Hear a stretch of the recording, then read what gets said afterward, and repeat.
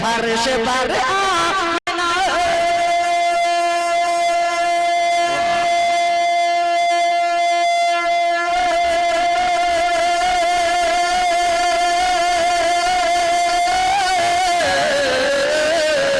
فرش پر آمنہ جب تیرا یہاں آیا ہے فرش پر آمنہ جب تیرا یہاں آیا ہے خانہ کعبہ کے ہر خانہ کعبہ کے ہر بت پہ زوال آیا ہے خانہ کعبہ کے ہر بت پہ زوال آیا ہے خانہ کعبہ کے ہر بت پہ زوال آیا ہے۔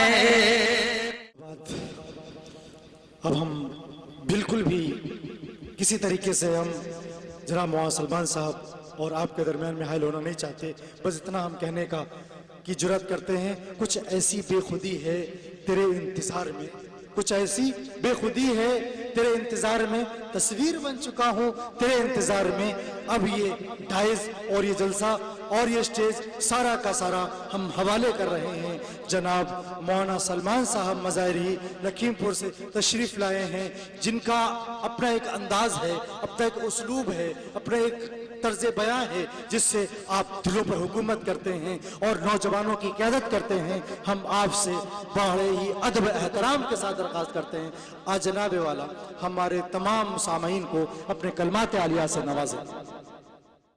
السلام علیکم ورحمۃ اللہ وبرکاتہ۔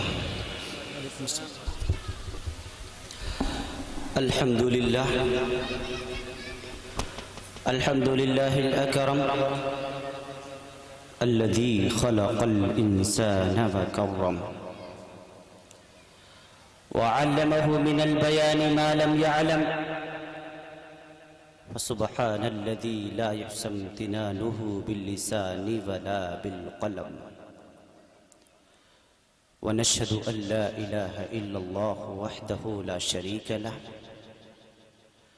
ونشهد أن سيدنا ومولانا محمدًا عبده ورسوله الذي أوتي جوامع الكلم وكرائم الحكم ومكارم الشيم صلى الله تبارك وتعالى عليه وسلم۔ الله أكبر كبيرا لا ضد له ولا ند له ولا جول له ولا شبه له ولا حد له ولا عد له ولا حد له ولا عد له ولا كف له ولا مثال له ولا مثل له، أما بعد فقد قال الله تعالى عز وجل في الكلام المجيد والفرقان الحميد، فأعوذ بالله من الشيطان الرجيم، بسم الله الرحمن الرحيم، فاسألوا أهل الذكر إن كنتم لا تعلمون۔ وقال تعالى ذلك الكتاب لا ريب فيه هدى للمتقين۔ وقال تعالى يا أيها الذين آمنوا إن جاءكم فاسق بنبأ فتبينوا أن تصيبوا قوما بجهالة فتصبحوا على ما فعلتم نادمين، صدق الله العظيم۔ عن عبد الله بن مسعود رضي الله تعالى عنه قال قال رسول الله صلى الله تعالى عليه وسلم إن أكثر خطايا بني آدم في لساني، رواه أبو داود۔ عن جابر قال قال رسول الله صلى الله تعالى عليه وسلم من كن فيه يسر الله ثم حتفه وأدخله جنته، رفق بالضعيف وشفقة على الوالدين وإحسان إلى المملوك۔ وعن عائشة رضي الله تعالى عنها عن النبي صلى الله عليه وسلم قال يا عائشة إياك ومحقرات الذنوب فإن لها من الله طالبا۔ وعن أبي سعيد الخدري قال قال رسول الله صلى الله تعالى عليه وسلم تبرك بالقرآن إنه كلام الله۔ وقال رسول الله صلى الله تعالى عليه وسلم تعلموا الفرائض والقرآن وعلموا الناس فإني مقبوض۔ صدق الله مولانا العظيم وصدق رسوله النبي الكريم۔ واعظ قوم کی وہ پختہ خیالی نہ رہی۔ مفکر اسلام ڈاکٹر علامہ اقبال رحمۃ اللہ تعالی علیہ، جن کی پیدائش 1877 اور انتقال 1938 میں ہو چکا، ملک ہندوستان کی آزادی سے 9 سال بیشتر علامہ اقبال دنیا سے چلے گئے۔ 1912 میں سرزمین لاہور کے اندر ایک کتاب لکھی جس کا نام شکوہ جواب شکوہ، اس میں یہ نظم کے طور پر درج فرمایا: واعظ قوم کی وہ پختہ خیالی نہ رہی، برق طبعی نہ رہی، شعلہ مقالی نہ رہی، اور رہ گئی رسم اذاں روح بلالی نہ رہی، فلسفہ رہ گیا تلقین غزالی نہ رہی، اور مسجدیں مرثیہ خواہیں کہ نمازی نہ رہے، یعنی وہ صاحب اوصاف حجازی نہ رہے۔ اور اقبال کہتا ہے ٹل نہ سکتے تھے اگر جنگ میں اڑ جاتے تھے، ٹل نہ سکتے تھے اگر جنگ میں اڑ جاتے تھے، پاؤں شیروں کے بھی میدان سے اکھڑ جاتے تھے، ٹل نہ سکتے تھے اگر جنگ میں اڑ جاتے تھے، پاؤں شیروں کے بھی میدان سے اکھڑ جاتے تھے، اور اے رب ذوالجلال تجھ سے سرکش ہوا کوئی تو بگڑ جاتے تھے، اے کریم رب ذوالجلال اگر تیری ذات بابرکت کے اوپر کوئی انگلیاں اٹھاتا تھا، یا تیرے قرآن مقدس کے اوپر کوئی کیچڑ اچھالتا تھا، یا تیرے نبی ذی احتشام کے اوپر کوئی انگلیاں اٹھاتا تھا، تجھ سے سرکش ہوا کوئی تو بگڑ جاتے تھے۔ تو تیز کیا چیز ہے ہم توپ سے لڑ جاتے تھے، نقش توحید کا ہر دل پہ بٹھایا ہم نے، زیر خنجر بھی یہ پیغام سنایا ہم نے، دست تو دست ہے دریا بھی نہ چھوڑے ہم نے، بحر ظلمات میں دوڑا دیے گھوڑے ہم نے، بحر ظلمات میں دوڑا دیے گھوڑے ہم نے۔ اور اقبال ایک دعا مانگتا ہے جو غالباً میں عمومی طور پر اکثری طور پر جلسوں میں پڑھا کرتا ہوں۔ رات کا آخری پہر شروع ہو چکا ہے، قبولیت کی گھڑی ہے، آپ بھی یہ دعا مانگ لیجئے اور آمین کہہ دیجئے گا۔ اقبال دعا مانگ رہا ہے اے رب ذوالجلال قوت عشق سے ہر پست کو بالا کر دے، آمین کہہ دیجئے۔ جس اعتبار سے آپ پیچھے تک موجود ہیں، آپ کے آمین کی آواز ہمارے کانوں میں آئی نہیں، بلند آواز سے ایک مرتبہ کہی آمین۔ ماشاءاللہ اب لگ رہا ہے آپ زندہ ہیں، بس مجھ سے زیادہ تو آپ تھکے ہوئے لگ رہے ہیں۔ سفر میں کر کے آ رہا ہوں، راتوں کو میں جاگ رہا ہوں، آپ ایک رات میں اتنا تھک گئے۔ قوت عشق سے ہر پست کو بالا کر دے، آمین۔ آمین ایک مستقل دعائیہ جملہ ہے، آمین خود ایک مستقل دعا ہے، اور آمین کی اہمیت کا اندازہ آپ اس بات سے لگا لیجئے۔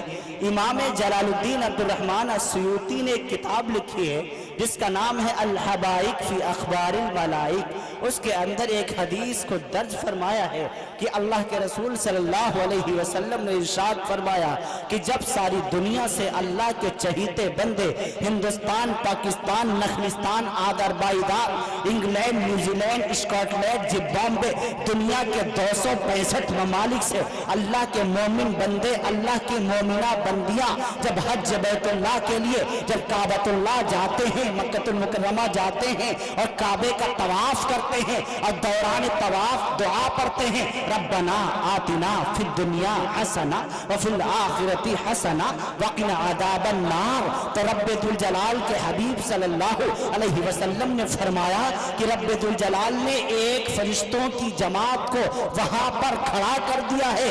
ان فرشتوں کا کام نماز پڑھنا نہیں ہے، ان فرشتوں کا کام روزہ رکھنا نہیں ہے، ان فرشتوں کا کام کوئی اور تسبیحات پڑھنا نہیں ہے، کوئی اور ورد کرنا نہیں ہے، بلکہ ان فرشتوں کی ڈیوٹی یہ ہے کہ ان حجاج کرام کی دعاؤں پر آمین کہیں۔ اسی لیے بخاری شریف میں بزرگ تابعی حضرت عطا کا قول درج ہے کہ آمین خود ایک مستقل دعائیہ جملہ ہے۔ تو ایک مرتبہ آپ حضرات بھی بلند آواز سے آمین کہہ کر دعا مانگ لیجئے، کہہ دیجئے آمین۔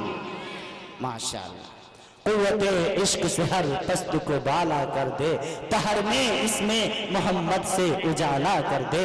قوت عشق سے ہر پست کو بالا کر دے، دہر میں اس میں محمد سے اجالا کر دے، اور تڑپنے پھڑکنے کی توفیق دے، دل مرتضیٰ سوز صدیق دے، جوانوں کو سوز جگر بخش دے، میرا دل اور میری نظر بخش دے۔ کیوں کہ محمد سے وفا تو نے تو ہم تیرے ہیں، یہ جہاں چیز ہے کیا لوح و قلم تیرے ہیں۔ اللہ رب العالمین کے بے انتہا فضل و احسان سے آج آپ حضرات کے دیار میں پہلی مرتبہ حاضری کا شرف حاصل ہوا۔ اس جلسے کے اولین داعی حافظ و قاری عبدالرحیم صاحب جامعی سلمہ اللہ تعالی، اللہ تبارک و تعالی خوب علم میں عمر میں برکت عطا فرمائے۔ دعوت پہنچائی، پھر کسی وجہ سے ایسا اطلاع موصول ہوئی کہ پرمیشن نہ ملنے کی وجہ سے شاید اس کو ملتوی کیا جا رہا ہے۔ بعد میں پھر میں مغربی بنگال سے بنگلہ دیش سے میں لوٹا ہی تھا، بھاگلپور ہاوڑا ہی پہنچنے والا تھا میں کہ پھر فون پہنچ گیا آپ کے پردھان جی کا۔ پتہ نہیں ہم موجود ہیں یا نہیں ہیں، میں تو چہرے سے بھی واقف نہیں ہوں۔ انہوں نے بہت اصرار کیا، پھر ہمارے اور مخلصوں کے دوستوں کے ہمارے فون ہمارے پاس موصول ہوئے۔ بہرحال میں نے ہاں کر دیا۔ آج کی تاریخ بالکل بھی خالی نہیں تھی، آپ کے لیے خالی کی گئی ہے، آپ خوب یاد رکھیں، خالی نہیں تھی۔ اس دن اور ایک پروگرام نگھاسن میں ہونا تھا، میں نے ان کی معذرت کی، بہت خوشامد کی، اس کو آگے بڑھایا اور آپ کے لیے میں یہاں حاضر ہو گیا۔ بہت تھکا ہوا ہوں، شاید بہت زیادہ دیر تک میں آپ کی خدمت نہ کر سکوں، اس لیے پہلے سے میں معافی مانگ لیتا ہوں۔ لیکن جتنی دیر تک آپ یہاں بیٹھیں، جتنی دیر تک اللہ کچھ بلواتا چلا جائے، آپ حضرات نیت یہ کریں انشاءاللہ جو کچھ بتایا گیا ہے اور جو کچھ انشاءاللہ کچھ رب ذوالجلال زبان سے نکلوائے گا، اس پر انشاءاللہ عمل کی کوشش کریں گے۔ عمل سے زندگی بنتی ہے، جنت بھی جہنم بھی، یہ خاکی اپنی فطرت میں نہ نوری ہے نہ ناری ہے۔ ساری رات آپ جلسہ سنیں، ساری رات 4 بجے 5 بجے تک آپ بیانات سنیں، بیرون سے علماء اسلام کو بلا لیں، بنگلہ دیش سے بلائیں، انگلینڈ سے بلائیں، برطانیہ سے بلائیں، دور دور سے علماء کو بلائیں، شعراء کو بلائیں، لیکن ان کی باتوں پر عمل نہ کریں۔ رب ذوالجلال کی ذات و جلال کی قسم، ان جلسوں سے کوئی فائدہ نہیں ہے۔ اصل مقصد تو عمل کرنا ہوتا ہے۔ ہاں، اسی کو اقبال نے کہا تھا، عمل سے زندگی بنتی ہے، جنت بھی جہنم بھی، یہ خاکی اپنی فطرت میں نہ نوری ہے نہ ناری ہے۔ اگر جنت چاہتے ہو اس کے لیے بھی عمل کرنے پڑیں گے، جہنم چاہتے ہو اس کے لیے بھی عمل کرنے پڑیں گے۔ جنت کے لیے نیک عمل کی ضرورت پڑتی ہے اور جہنم کے لیے برے اعمال کی ضرورت پڑا کرتی ہے۔ لہذا جتنی دیر تک یہاں بیٹھو اس نیت کے ساتھ بیٹھو، انشاءاللہ العزیز اس پر عمل کرنے کی کوشش کریں گے انشاءاللہ۔ اور جب تک دعا نہیں ہو جائے گی انشاءاللہ ہم ہٹیں گے نہیں، اٹھیں گے نہیں۔ اصل تو جلسے کی جان، جلسے کی روح تو آخری وقت ہوا کرتا ہے۔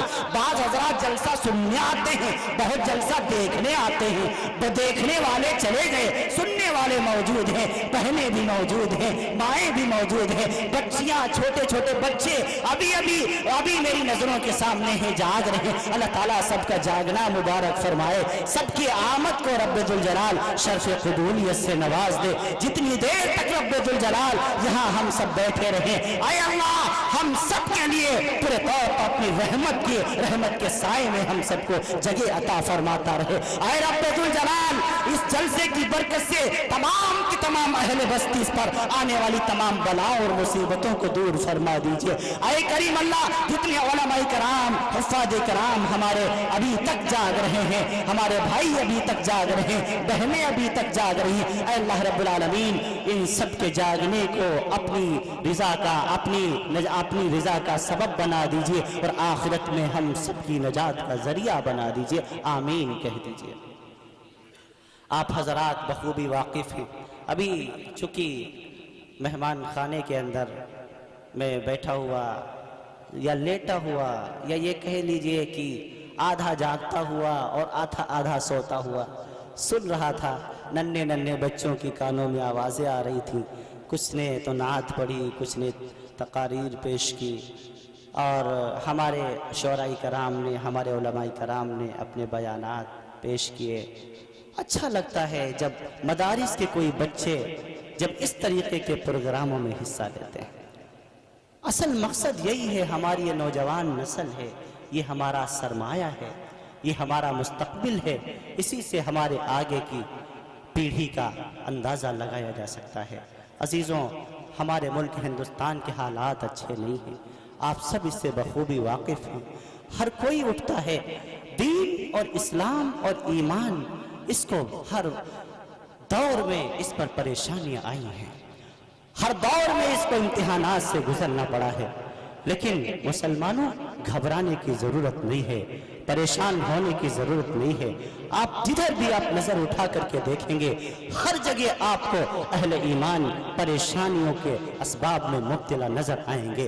برما کی طرف دیکھیں گے، ہمیں ستایا جا رہا ہے، چیچینیا کی طرف دیکھیں گے، ہمیں بھگایا جا رہا ہے، آپ فلسطین کی طرف دیکھیں گے، مسلمانوں کا ناحق خون بہایا جا رہا ہے، آپ افغانستان کی طرف دیکھیں گے، وہاں کے مسلمانوں پر زمین کو تنگ کیا جا رہا ہے، کشمیر کی طرف دیکھیں گے، ہماری بہنوں کے سروں سے دوپٹوں کو اچھالا جا رہا ہے، آپ اپنے شہر کی طرف دیکھیں گے، یہاں بھی کوئی لعین و ملعون اٹھتا ہے، قرآن کریم پر اعتراض کرتا ہے، وہ اعتراض ابھی پھیکا نہیں پڑتا ہے کہ کوئی الہ آباد کی وائس چانسلر اٹھتی ہے، اذان فجر پر پابندی کی بات کرتی ہے، وہ یہ کہتی ہے کہ اذان فجر سے نیند میں خلل پڑتا ہے، وہ اذان فجر پر پابندی کی بات کرتی ہے، ہر جگہ مسلمانوں کو پریشان کیا جا رہا ہے۔ یہ لعین و ملعون سمجھتے یہ ہیں، یہ دل میں سوچتے یہ ہیں، ایسی باتیں کر کے ہم اہل اسلام کو پریشان کر لیں گے، ہم ہندوستانی مسلمانوں کو پریشان کریں گے، ہم ان کے قرآن سے کھلواڑ کریں گے،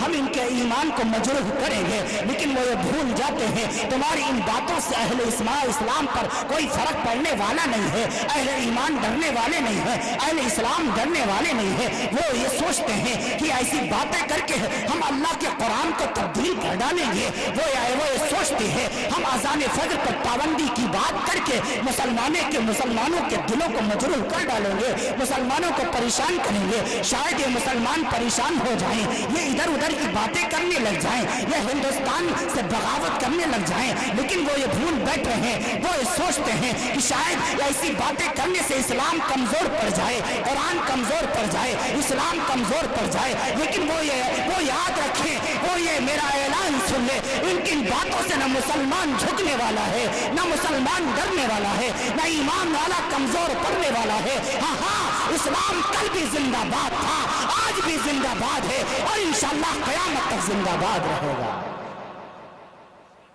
ان کی ان باتوں سے اہل اسلام پر کوئی فرق پڑنے والا نہیں ہے انشاءاللہ۔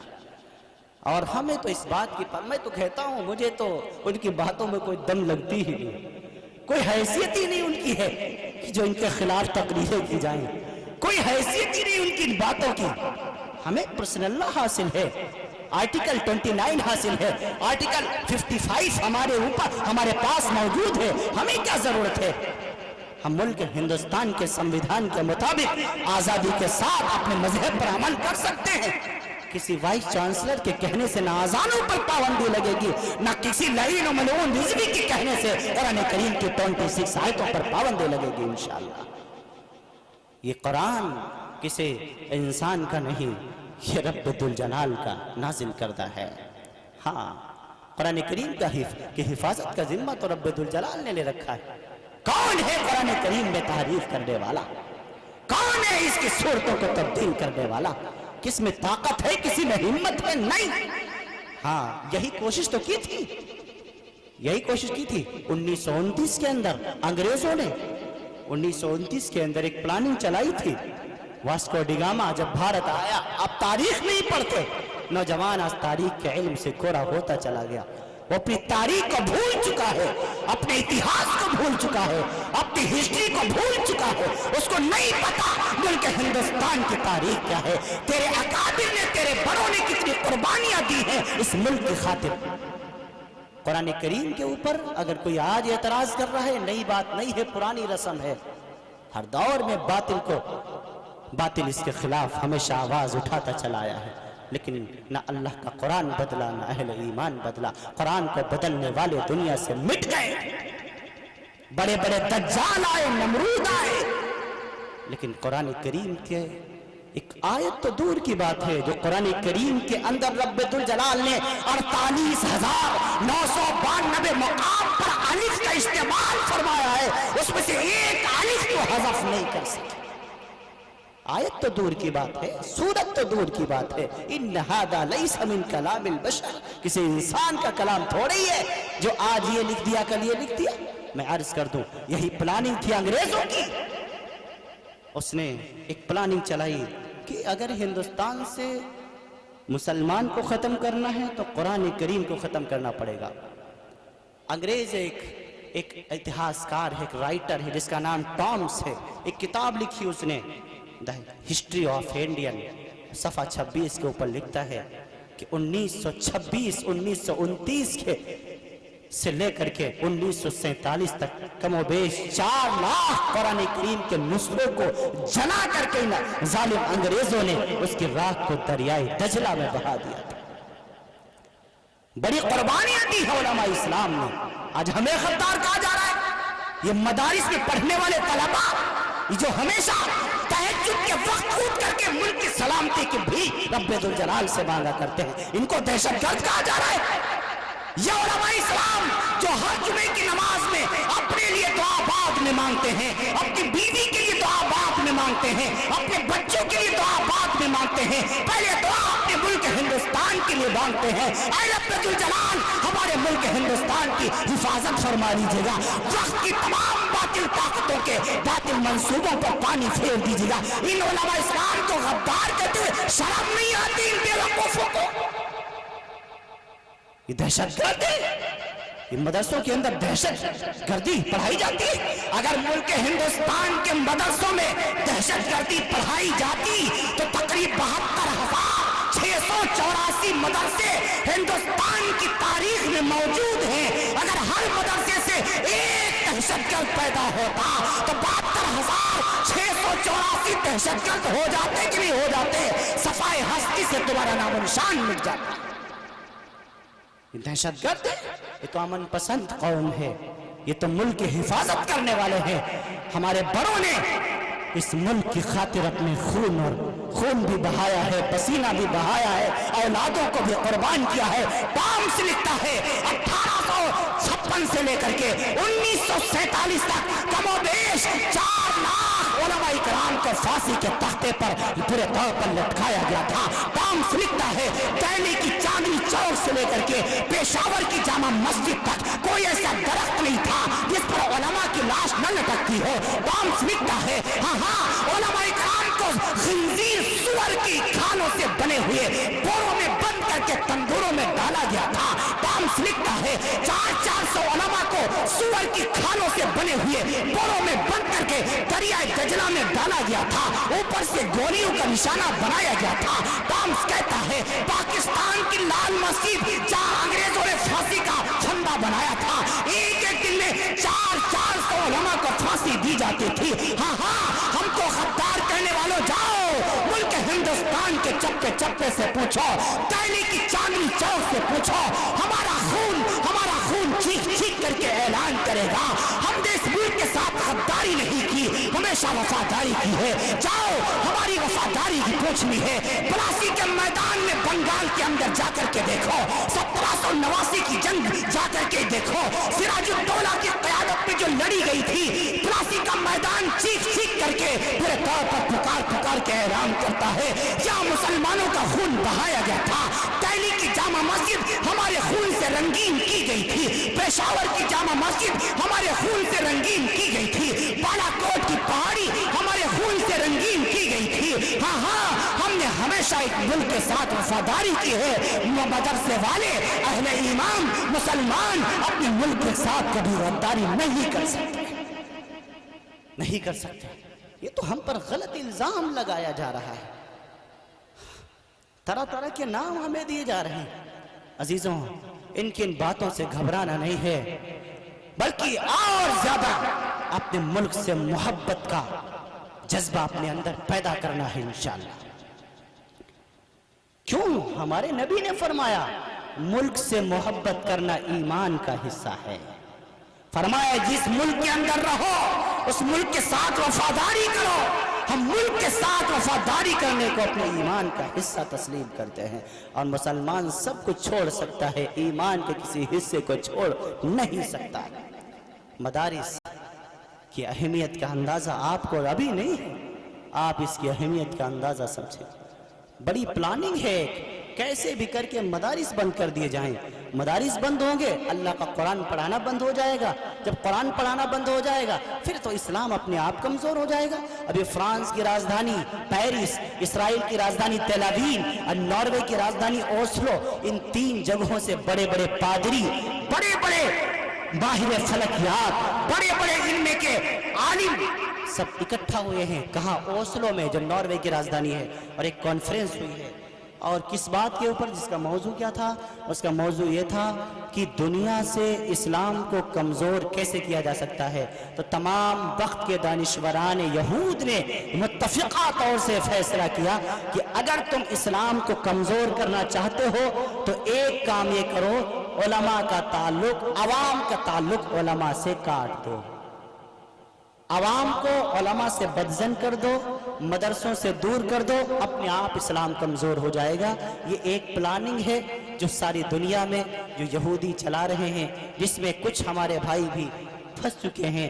ہمارے ملک ہندوستان کے کئی جگہوں سے میرے پاس فون آئے مولانا، کہنے وہاں علماء کی اتنی ناقدری ہے، اللہ اکبر، مدارس کو نہ اس کی کوئی خبرگیری کرتا ہے، نہ اپنے بچے پڑھنے کے لیے بھیجتا ہے۔ میں اس علاقے کا دورہ میں نے کیا، وہاں سے لوگوں کی سے بات کی، چودھریوں سے بات کی، تو انہوں نے کچھ ایسی باتیں مجھے بتائی جو دل میں تھوڑا میرے چوٹ سی پہنچی، لیکن سمجھانے بجھانے کے بعد پھر خیر وہ تیار ہو گئے۔ کہا ٹھیک ہے ہم اپنے بچے تو بھیج دیں گے، لیکن اس وقت تک ہم اس مدرسوں کا تعاون نہیں کریں گے جب تک کہ ہم مطمئن نہ ہو جائیں۔ یہ ایک غلط فہمی ہمارے اور آپ کے اندر پیدا کر دی گئی ہے، اللہ کے لیے اس کو دور کرو۔ یہی مدارس ہیں، اگر تھوڑی بہت ٹوپیاں نظر آ رہی ہیں، داڑھیاں نظر آ رہی، انہی مدرسوں کا صدقہ ہے۔ اگر ہمارے بچوں کو کلمہ طیب یاد ہے، انہی مدرسوں کا صدقہ ہے۔ اگر انہیں سورہ فاتحہ یاد ہے، انہی مدرسوں کا صدقہ ہے۔ اللہ کی ذات کی قسم، جس دن یہ مدرسے ختم ہو جائیں گے اس دن مسجدیں بھی تمہاری محفوظ نہیں رہ پائیں گی۔ مسجد اور مدرسے میں زیادہ فرق نہیں ہے۔ مدرسے میں قرآن مسجد میں قرآن پڑھا جاتا ہے، مدرسے میں قرآن پڑھنا سکھایا جاتا ہے۔ مسجد میں نماز پڑھی جاتی ہے، مدرسے میں نماز پڑھنا سکھایا جاتا ہے۔ مسجد کے اندر پورے طور پر مسائل بیان کیے جاتے ہیں، مدارس کے اندر مسائل بیان کرنا سکھائے جاتے ہیں۔ نہ مدارس کے بغیر مسجدیں بھی محفوظ نہیں رہ پائیں گی۔ لہذا اگر مسجدوں کو محفوظ رکھنا چاہتے ہو تو اپنے مدرسوں کی خبرگیری کرنا شروع کرو۔ ابھی مجھے بہت اچھا لگا، بچوں کے کانوں میں آواز آ رہی تھی ہم اپنے بچوں کی اچھی سی تربیت کریں۔ ایسے ایک مدرسہ تھا جیسے یہاں ہے الحمدللہ، تو ہر ایک مدرسے میں جیسے یہاں جلسہ ہو رہا ہے الحمدللہ، اس مدرسے کا بھی سالانہ جلسہ تھا۔ جیسے یہاں حضرت الاستاذ نے ان بچوں کی تیاری کرائی، کسی کو نعت یاد کرائی، کسی کو تقریر یاد کرائی، ایسے ایک مدرسہ تھا۔ ہمارے اور آپ کے سینوں میں امام الانبیاء کا عشق کتنا ہے، محبت کتنی ہے، ذرا ہم اس واقعے سے سبق لیں۔ ہماری بہنیں بھی موجود ہیں، یہ بھی غور سے سنیں، آپس میں بات نہ کریں بلکہ کچھ کام کی باتیں ہیں ان کو دھیان سے سن لیں۔ تو ایک مدرسہ تھا، استاد جی نے جلسے سے قبل بچوں کی تیاریاں کرائی، کسی بچے کو نعت یاد کرائی، کسی بچے کو تقریر یاد کرائی۔ ایک چھوٹا سا بچہ تھا، بڑا ذہین بچہ تھا، اس کو استاد جی نے ایک نعت لکھ کر کے دی۔ وہ نعت کا مصرع یہ تھا، وہ نبیوں میں رحمت لقب پانے والا، مرادیں غریبوں کی برلانے والا۔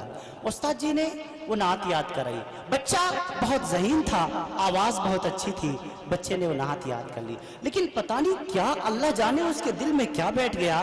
استاد جی کے سامنے وہ پڑھتا وہ نبیوں میں رحمت لقب پانے والا، جب استاد جی چلے جاتے تو مصرع تبدیل کر دیتا اور پڑھنے لگتا وہ نبیوں میں رحمت لقب پانے والے، یعنی والا کو والے کر دیتا۔ استاد جی نے بہت سمجھایا، بیٹے یہ والے نہیں والا ہے، لیکن استاد جی کے سامنے پڑھتا وہ نبیوں میں رحمت لقب پانے والا، اور جب استاد جی چلے جاتے والا کو والے کر دیتا۔ بالآخر جلسے کا دن آیا، سارے کے سارے بچوں کے نام بولے گئے، اس بچے کی بھی باری آ گئی، وہ مائک پر حسب معمول مائک پر آیا اور عادت کے موافق یہی پڑھ دیا، وہ نبیوں میں رحمت لقب پانے والے، مرادیں غریبوں کی بر لانے والے۔ استاد جی نے جب سنا تو غصہ ہو گئے، کہ میں نے کتنا سمجھایا تھا اس کو، والے نہیں والا ہے، لیکن بڑا ضدی بچہ ہے، اس نے جان بوجھ کر والا کو والے پڑھا ہے، لیکن ابھی کر کیا سکتے ہیں، کچھ کہا نہیں۔ جب اب اللہ کی شان اس بچے کے بعد جن مقرر صاحب کی باری تھی، جب وہ تقریر کرنے کے لیے آئے، وہ مجھ جیسے نہ پورے طور پر مجھ جیسے نہ اہل ہوں گے، کم علم ہوں گے، مجھ جیسے جن کا سینہ امام الانبیاء کے عشق سے خالی ہوگا، وہ آئے اور انہوں نے اعتراض کر دیا کہ آج کل کے اساتذہ اپنے بچوں پر دھیان نہیں دیتے، بچے نے نعت کا مصرع غلط پڑھا ہے، وہ نبیوں میں رحمت لقب پانے والا کو والے پڑھا ہے، یہ اساتذہ کی غفلت کا نتیجہ ہے۔ اب جب استاد جی نے سنا تو اب اور غصہ، کاٹو تو خون نہیں، ایک تو ویسے بھی بھرے پڑے تھے، اوپر سے مقرر صاحب نے اعتراض کر دیا، اب کریں تو کیا کریں، لیکن کچھ کہا نہیں، کہہ کیا سکتے ہیں، مجمع میں تھوڑے پیٹنے لگ جائیں گے۔ اب دوسرا دن جب آیا، صبح کو درسگاہ لگی، اللہ کی شان جیسے ہی کلاس روم میں پہنچے، سب سے پہلی نظر اسی بچے کے اوپر پڑ گئی۔ اب جیسے ہی بچے کے اوپر پڑی، پھر تیوری چڑھ گئی، لیکن اب مارنے کے لیے، پیٹنے کے لیے اور اس کو سزا دینے کے لیے کوئی بہانہ چاہیے نا، تو کون سا بہانہ بنائے، سارے بچوں کو کھڑا کر دیا۔ اب یہی حال ہے نا، غلطی ایک کرے سزا سب کو ملے۔ گھر کے اندر ہمارے یہاں علاقوں میں ایک صاحب نے بتایا کہ گھر کے اندر اگر ایک بچہ ہے، 5 لوگ ہیں گھر کے اندر، 5 لڑکے ہیں، ایک نے غلطی کی تو 5 کی پٹائی ہو جاتی ہے، اگر اماں نے ذرا سا کچھ کہتے تو اماں کی بھی باری آ جاتی ہے۔ بہرحال تو بچے نے غلطی ایک نے کی، کھڑا سب کو کر دیا گیا، چلیں کھڑے ہو جاؤ بھائی، چھوٹے چھوٹے سوال کروں گا، جواب دینا ہے۔ چھوٹے چھوٹے بچے تھے، استاد جی سوال کرتے چلے گئے، بچے جواب دیتے چلے گئے۔ جب اس بچے کی باری آئی، استاد جی نے کہا کھڑے ہو جاؤ، بہت تیزی سے کہا کھڑے ہو جاؤ۔ یہ بچہ کھڑا ہو گیا، کہا بتاؤ ہمارے نبی کا نام کیا ہے، تمہارے نبی کا نام کیا ہے۔ اب یہ بچہ ادب سے کھڑا ہو گیا، اپنے سر کو جھکایا، نظریں نیچی کی، لیکن بول نہیں رہا ہے، زبان نہیں کھول رہا ہے۔ استاد جی قریب گئے، کھینچ کے تھپڑ مار دیا۔ اصل معاملہ تو کل والا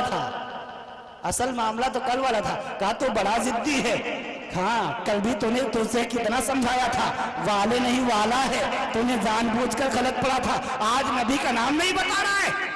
بچے کو کھینچ کے تھپڑ مار دیا، بچہ بیچارہ رونے لگ گیا، لیکن لب نہ ہلائے، زبان نہ کھولی، آنکھوں سے آنسو تو بہ رہے ہیں لیکن زبان نہیں کھول رہا ہے۔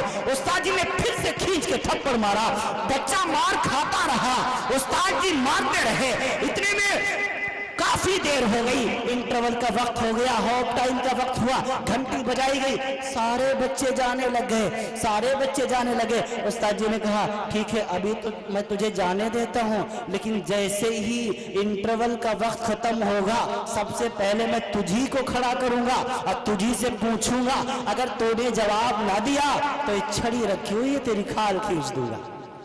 سارے بچے چلے گئے، تھوڑی دیر تک یہ بچہ کھڑا روتا رہا، اپنے آنسو کو پوچھے، پھر اس کے بعد وہ بھی چلا گیا، ہاتھ منہ دھلے، ادھر ادھر تھوڑی دیر ٹہلا، گھنٹی بج گئی، سارے بچے آ گئے، یہ بھی آ گیا۔ اب استاد جی آئے، سب سے پہلے اسی بچے کو کھڑا کر دیا۔ اب اس سے چڑھے ہوئے تھے نا، ہاں سب تو ہاتھ دھو کے پیچھے پڑتے ہیں، حضرت جی تو اس کے پیچھے نہا دھو کے پڑ گئے۔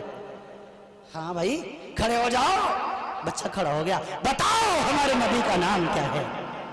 پہلے تو انٹر سے پہلے بچہ بولا تھا نہیں بولا تھا، اس بار جب استاد جی نے پوچھا بچہ کھڑا ہو گیا، ادب سے ہاتھ باندھے، نظروں کو جھکایا، آنکھیں نیچے کی، استاد جی ہمارے نبی کا نام، پیغمبر اسلام، نبی عزی احتشام، رسول بلند مقام، ساقی کوثر، شافع محشر، شافع روز جزا، امام الانبیاء، احمد مصطفیٰ، محمد مصطفیٰ، سب کہو صلی اللہ علیہ وسلم۔ اتنا کہتے کہتے اس بچے کی آنکھوں میں آنسو آ گئے، رونے لگے۔ استاد جی حیران ہے، کہنے لگے بیٹے تو نے جواب صحیح دیا ہے، تو رو کیوں رہا ہے، تو نے انٹرول سے پہلے کیوں نہیں بتایا تھا، کیا تجھے انٹرول سے नबी का नाम याद नहीं था। बच्चा रोने लग गया, कहने लगा उस्ताद जी मुझे माफ फरमा दीजिएगा, हमारी अम्मी दुनिया में नहीं है, मेरी अम्मी अल्लाह को प्यारी हो चुकी हैं। हाँ, जब मेरी माँ जिंदा थी मेरी माँ को मेरे नबी से बड़ी मोहब्बत थी। एक दिन मेरी माँ ने मुझे अपनी गोद में बिठा के कहा था, आए मेरे बेटे, जब से मैंने होश संभाला है मैंने नबी का नाम बगैर वजू के कभी नहीं लिया है। आए मेरे बेटे, अगर तुझसे भी हो सके तो नबी का नाम बगैर वजू के न लेना। उस्ताद जी आपने इंटरवल से पहले जो मुझसे पूछा था, मुझे नबी का नाम तो याद था लेकिन उस वक्त मेरा वजू नहीं था। मेरे दिल में आया आप मुझे मारेंगे, मैं मार खा लूंगा, भगाएंगे भाग जाऊंगा, डांटेंगे डांट खा लूंगा, मगर बगैर वजू के अब तो नबी का नाम नहीं लूंगा। हाँ उस्ताद जी आपने इंटरवल कर दिया, छुट्टी कर दी, अब मैं वजू करा आया हूँ, अब मैंने नबी का नाम बता दिया है। उस्ताद की आंखों से आंसू शुरू हो गए। बेटे अच्छा ये बता, तूने नात का मिसरा क्यों तब्दील कर दिया था, तूने वाला को वाले क्यों कर दिया था। बच्चा फिर रोने लग गया, उस्ताद जी मुझे माफ कर दीजिएगा, मेरे अब्बू भी दुनिया में नहीं है, मैं यतीम बच्चा हूँ, न मेरी माँ है न मेरे वालिद हैं। हाँ, जैसे मेरी माँ को मेरे नबी से मोहब्बत थी ऐसे मेरे बाप को भी मेरे नबी से बड़ी मोहब्बत थी। एक दिन मेरे वालिद जब जिंदा थे उन्होंने मुझे गोद में बिठा के कहा था, अरे बेटे नबी की शान में छोटी सी छोटी गुस्ताखी कभी मत करना। उस्ताद जी जो आपने मुझे नात लिख के दी उसमें था वो नबियों में रहमत लकब पाने वाला। मेरे दिल में आया मेरा नबी इतने ऊंचे मकाम वाला, इतने ऊंचे मर्तबे वाला, मैं उसको वाला कहूँ, मुझे गुस्ताखी लगी इसीलिए मैंने वाला को वाले कर दिया। उस्ताद जी मुझे माफ कर दीजिएगा, मेरी वजह से आपकी रुसवाई हुई है। उस्ताद की आंखों से आंखें बहने लग गई, आंखों से आंसू शुरू हो गए। कहा बेटे गलती तेरी नहीं है, गलती मेरी है, हमने समझा ही नहीं नबी की मोहब्बत क्या होती है, इमामुल अंबिया का इश्क क्या होता है। मुसलमानों कहां चली गई वो माएं जो अपने बच्चों को तालीम दिया करती थी, ऐ मेरे बच्चों बगैर वजू के नबी का नाम न लेना। कहां चले गए वो वालिद जो अपने बच्चों को ये सिखाया करते थे, ऐ मेरे बेटों नबी की शान में अदना दर्जे की गुस्ताखी न करना है। कहां चले गए वो वालिदैन, दिल के फफोले जल उठे सीने के दाग से। शेर क्या है, इस घर को आग लग गई, मैं कहता हूं इस नहीं हर घर को आग लग गई घर के चिराग से।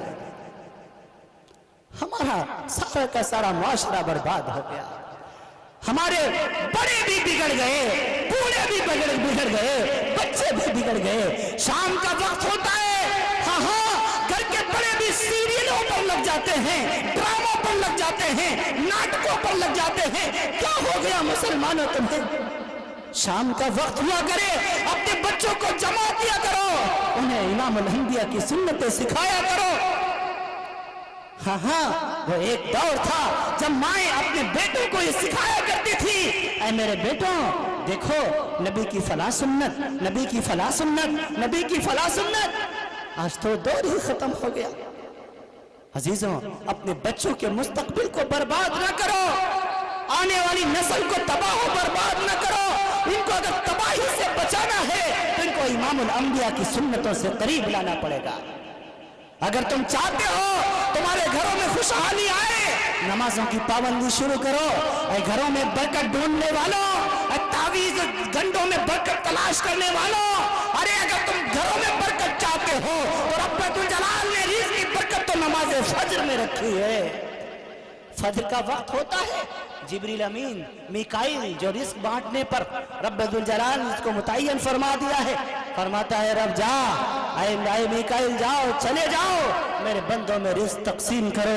जो सोए हुए हैं उन्हें रिस्क तो देना, लेकिन जो जाग गए हैं नमाज फज्र के लिए उन्हें रिस्क भी देना और बरकत भी डाल देना। तो अगर बरकत चाहते हो तो नमाज फज्र की पाबंदी करो, करोगे इंशाअल्लाह। हाँ बच्चों की सही से तरबियत करो। मैं अपनी माओं से कहूंगा आप अपने बच्चों के मुस्तकबिल को तबाह बर्बाद न करें, आप उनको बर्बाद न करें, बल्कि अपने बच्चों के मुस्तकबिल को बनाएं, उन्हें मदारिस के करीब करें, दीन के करीब करें, ईमान के करीब करें, इस्लाम के करीब करें। आगे बढ़ाएं आप हज़रात, आप आगे बढ़ाएं माशाअल्लाह। ادھر سے بھی تھوڑا سا آگے آ جائے. میں عرض کر دوں جتنے بھی دنیا میں اللہ کے ولی گزرے ہیں ان کے پیچھے ان کی ماؤں کا بہت بڑا ہاتھ ہے. ایک اللہ کے ولی گزرے ہیں, آپ نے ان کا نام سنا ہوگا, بایزید بسطامی رحمت اللہ تعالی علیہ. بچپن میں یتیم ہو گئے. میری ماؤں تم بھی سنو, میرے بھائیوں تم بھی سنو, میرے بچوں تم بھی سنو. بایزید بسطامی بچپن میں یتیم ہو گئے.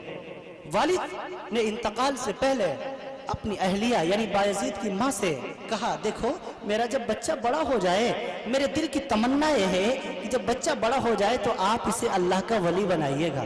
کیا بنائیے گا بھائی؟ اللہ کا, ارے بولتے رہو, کیا بنائیے گا؟ اللہ کا ولی بنائیے گا. ہائے ہائے, اللہ ولی کسے کہتے ہیں سمجھتے ہیں آپ؟ ولی اللہ کے دوست کو کہتے ہیں. ولی ولی اللہ کے پیارے کو کہتے ہیں, جس کی اللہ مانے, جو اللہ کی مانے وہ اللہ کا ولی. تو بایزید کے والد نے وصیت کیا کی اپنی بیوی سے, بایزید کی ماں سے, جب میرا بچہ بڑا ہو جائے تو آپ اسے اللہ کا ولی بنائیے گا. والد کا انتقال ہو گیا. جب بایزید بڑے ہونے لگ گئے تو فکر ہوئی انہیں ماں کو کہ کہیں میرا بچہ برباد نہ ہو جائے ان لڑکوں میں پڑھ کے. تلاش کیا کون ایسی جگہ ہے جہاں پر اچھی تربیت ہوتی ہے. کسی نے بتایا فلاں جگہ ایک مسجد ہے, اسی مسجد میں ایک مدرسہ ہے, اس میں ایک اللہ کا ولی رہتا ہے جس کے بارے میں مشہور یہ ہے وہ اللہ کا زندہ ولی ہے, آپ اپنے بچے کو وہاں چھوڑ آئیے جا کر کے. بایزید کی ماں اپنے بیٹے اپنے اکلوتے بیٹے بایزید کو لے کر کے وقت کے ولی کامل کے پاس گئی. جا کر کے کہنے لگی, حضرت جی یہ میرا یتیم لخت جگر ہے, اس کے علاوہ میرے پاس کوئی نہیں ہے, میرے شوہر کا انتقال ہو چکا ہے, میرے شوہر کا انتقال ہو چکا ہے, گھر میں اور کوئی بیٹا بھی نہیں ہے. حضرت جی آج میں اس کو آپ کے پاس لے کر کے آئی ہوں, آپ اس کو اپنی تربیت میں رکھ لیجئے, لیکن ایک وعدہ مجھ سے یہ کریے, یہ میرا چھوٹا سا معصوم سا بچہ ہے, کبھی ضد بھی کرے گا, کبھی بھاگنے کی کوشش بھی کرے گا, کبھی یہ چھٹی بھی مانگے گا, لیکن آپ مجھ سے وعدہ یہ کریں کہ جب تک کہ اللہ کا ولی نہیں بن جائے گا اس وقت تک آپ اسے چھٹی نہیں دیں گے. ہائے ہائے, ماں کیا کہہ رہی ہے؟ آپ میرے بیٹے کو اس وقت تک چھٹی مت دیجیے گا جب تک کہ اللہ کا ولی نہ بن جائے. جب حضرت نے سنا اشاش کہے اٹھے, کہا بہن میں تیرے جذبے کی قدر کرتا ہوں, میں پوری کوشش کروں گا, آپ دعا کر کے میری مدد کرنا. اس نے کہا حضرت جی ایک دعا اور کر دیجئے. کہا کیا؟ کہا جب سے میں بیوہ ہوئی ہوں, جب سے میرے شوہر کا انتقال ہوا ہے, میں بیمار رہنے لگی ہوں, میں بوڑھی عورت ہوں, زندگی موت کا کوئی بھروسہ نہیں ہے, آپ دعا کر دیجئے رب ذوالجلال کی عدالت میں کہ جب تک میرا بچہ اللہ کے ولی نہ بن جائے اس وقت تک رب مجھے موت نہ دے. کیسی ماں ہوگی جو اپنے دل پر پتھر رکھ کر کے اس بیٹے کو چھوڑ کے وہاں سے جا رہی ہے. حضرت نے کہا بہن میں پوری کوشش کروں گا, میں آپ کے لیے دعا کرتا ہوں. ماں چلی آئی. بایزید استاذ کی تربیت میں رہ رہا ہے. ہمارا حال کیا ہے, ہم تو 4 دن مدرسے کو ہوتے نہیں فون کرنا شروع کر دیتے ہیں. گھر میں عقیقہ ہوتا بھیا کو بلا لو, گھر میں کوئی اماں بیمار ہو گئی بھیا کو بلا لو, فلاں بیمار ہو گیا بھیا کو بلا لو. ایسا نہ کیا کرو. بچوں کی تربیت کے اوپر بہت فرق پڑتا ہے. مفتی محمد شفیع صاحب رحمت اللہ تعالی لکھتے ہیں کہ اگر طلباء کرام کا طلباء دام کا ایک دن کا سبق چھوٹ گیا تو قیامت تک پورا نہیں ہو سکتا. آپ اس کی اہمیت کا اندازہ نہیں سمجھتے. 4 دن کی چھٹی مدرسوں میں, 5 دن کہیں ہفتے غائب, نانی کے شادی ہے 1 ہفتے کے لیے غائب کر دیا بچے کو. آپ کو اندازہ ہے آپ نے کتنا نقصان کیا اپنے بچے کا. بایزید کی ماں اپنے بچے کو چھوڑ کر کے چلی آئی. بایزید رہنے لگا. 2 مہینے ہوئے, 4 مہینے ہوئے, 6 مہینے ہوئے, 1 سال ہو گیا, 2 سال ہو گیا, 3 سال گزر گیا. 3 سال گزر گیا, بایزید اپنی ماں سے ملنے نہیں گیا. 3 سال کا معصوم سا بچہ, 3 سال ہو گئے, 8-10 سال کا معصوم سا بچہ. آپ اندازہ لگائیں جب 3 سال کا وقفہ گزر گیا تو بایزید ایک دن اپنے استاذ کے پاس گیا. حضرت جی 3 سال ہو گئے, माँ की याद तो बहुत आई थी। जब भी माँ की याद आती थी तकिया पर सर रख कर रो लिया करता था, आंसुओं को पोंछ लिया करता था। कभी आपसे छुट्टी नहीं मांगी, कभी आपसे मैंने जिद नहीं की कि घर जाने की छुट्टी दे दीजिए। हजरत जी अब 3 साल हो गए, बूढ़ी माँ की बहुत याद आ रही है। माँ का दीदार किए हुए 3 साल गुजर गए। हजरत जी आपसे मैं मिन्नत करता हूँ, एक दिन की छुट्टी दे दीजिए, मैं अपनी माँ का चेहरा देखकर वापस आ जाऊंगा। उस्ताद जी बड़ा परेशान हुए। अगर छुट्टी देता हूँ माँ से किया हुआ वादा टूटता है, अगर छुट्टी नहीं देता हूँ मासूम से बच्चे का दिल टूटता है, करूँ तो क्या करूँ।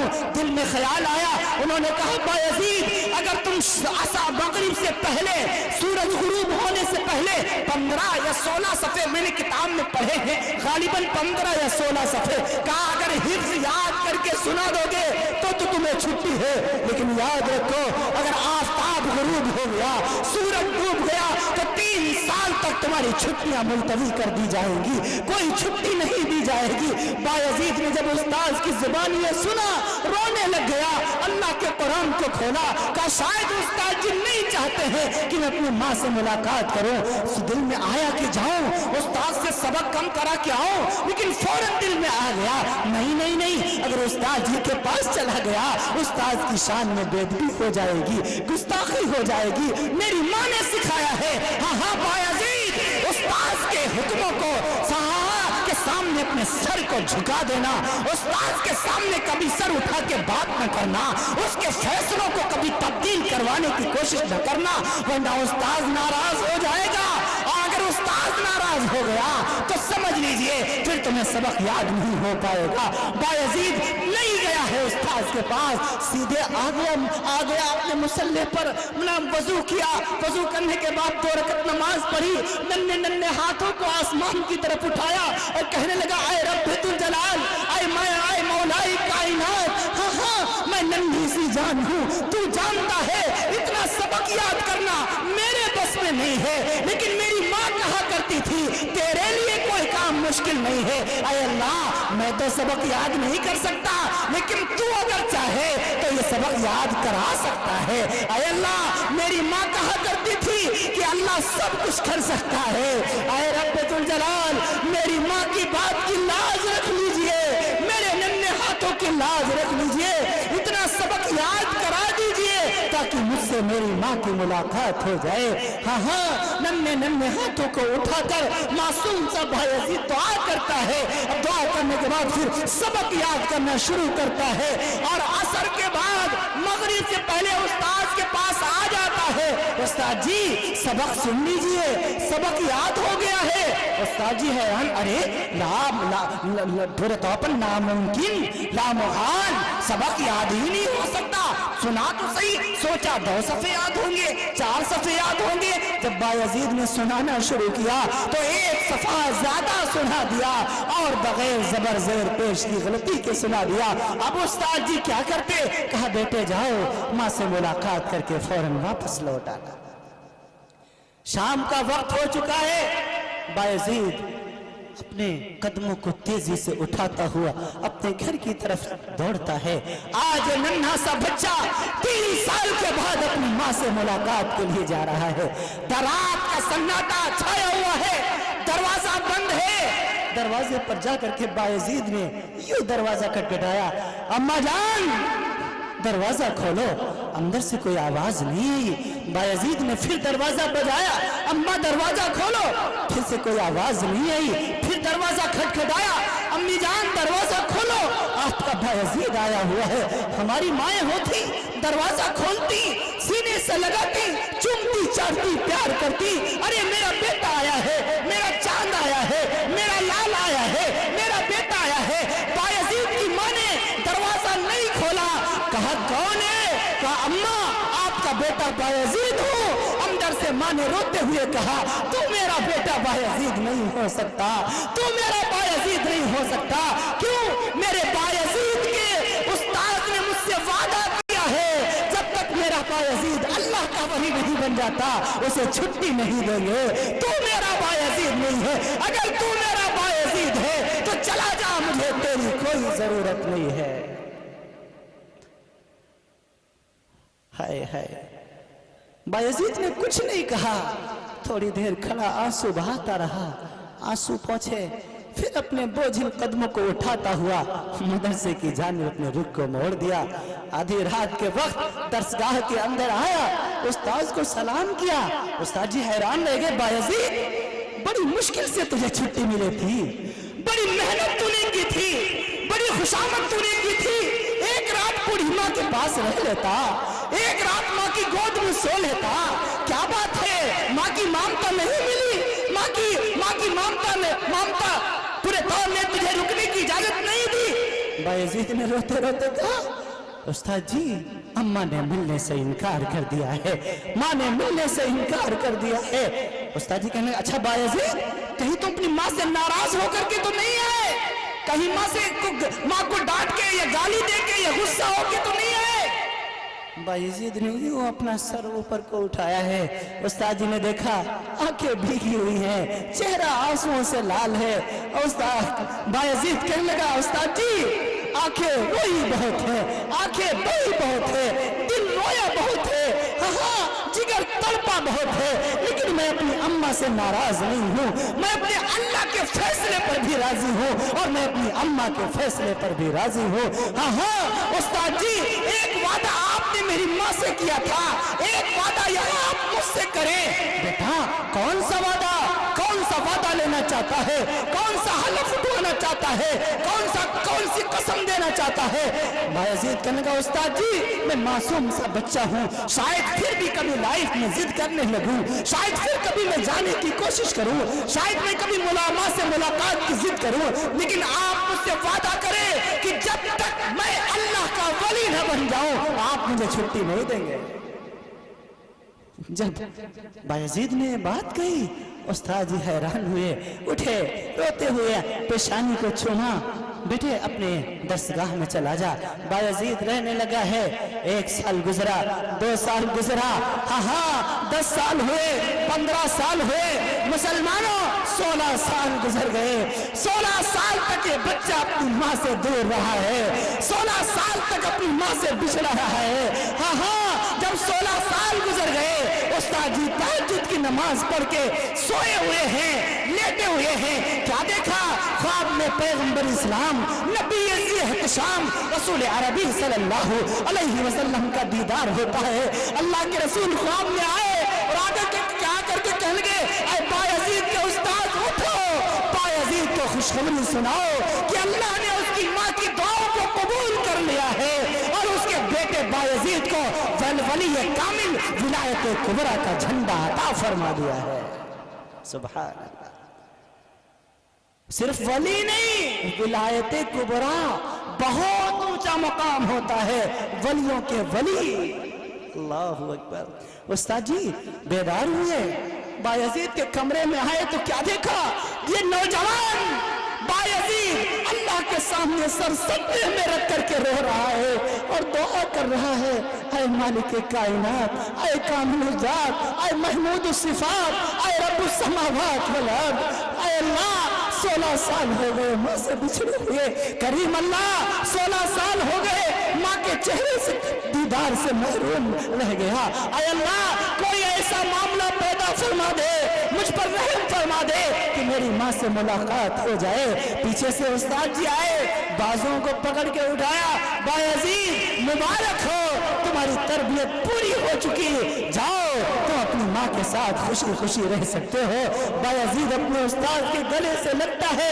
आज भी रात का सन्नाटा है, सुबह का वक्त है, घर की तरफ चलता है। हाँ उस दिन जब आया था, उस 16 साल पहले आ रहा था, दरवाजे बंद थे। आज जब बायजीद आ रहा है, आज दरवाजा बंद नहीं है बल्कि दरवाजा खुला हुआ है और बूढ़ी माँ इस्तकबाल में बाहें फैलाए हुए खड़ी है। बायजीद को जो ही देखा, अरे मेरा लाल आ गया, मेरा बायजीद आ गया, मेरा बेटा आ गया। 16 साल से ये बाहें तरस रही थी अपने बेटे को भरने के लिए। बेटा जब तू घर से गया था छोटा सा था, अब तो तू माशाल्लाह जवान हो गया है। 16 साल तक इन हाथों की रोटियां खाने से तू महरूम रहा है। आए मेरे बेटे 16 साल तक तू अपनी माँ से दूर रहा है, आज मेरा बेटा घर आ गया, आज मैं अपने बेटे को अपने हाथों से खिलाऊंगी, अपने हाथों से अपने बेटे को चाय पिलाऊंगी। बेटे जरा मार्केट से दूध लिया। समाने हयात में लिखा है मार्केट में दूध लेने के लिए वो फर्मा बरदार बायजीद मार्केट में दूध लेने के लिए जाता है। सुबह का वक्त था, देर लग जाती है। जब वापस आता है तो क्या देखता है? लोगों की भीड़ लगी हुई है। कहा ऐ लोगों ये भीड़ कैसी है?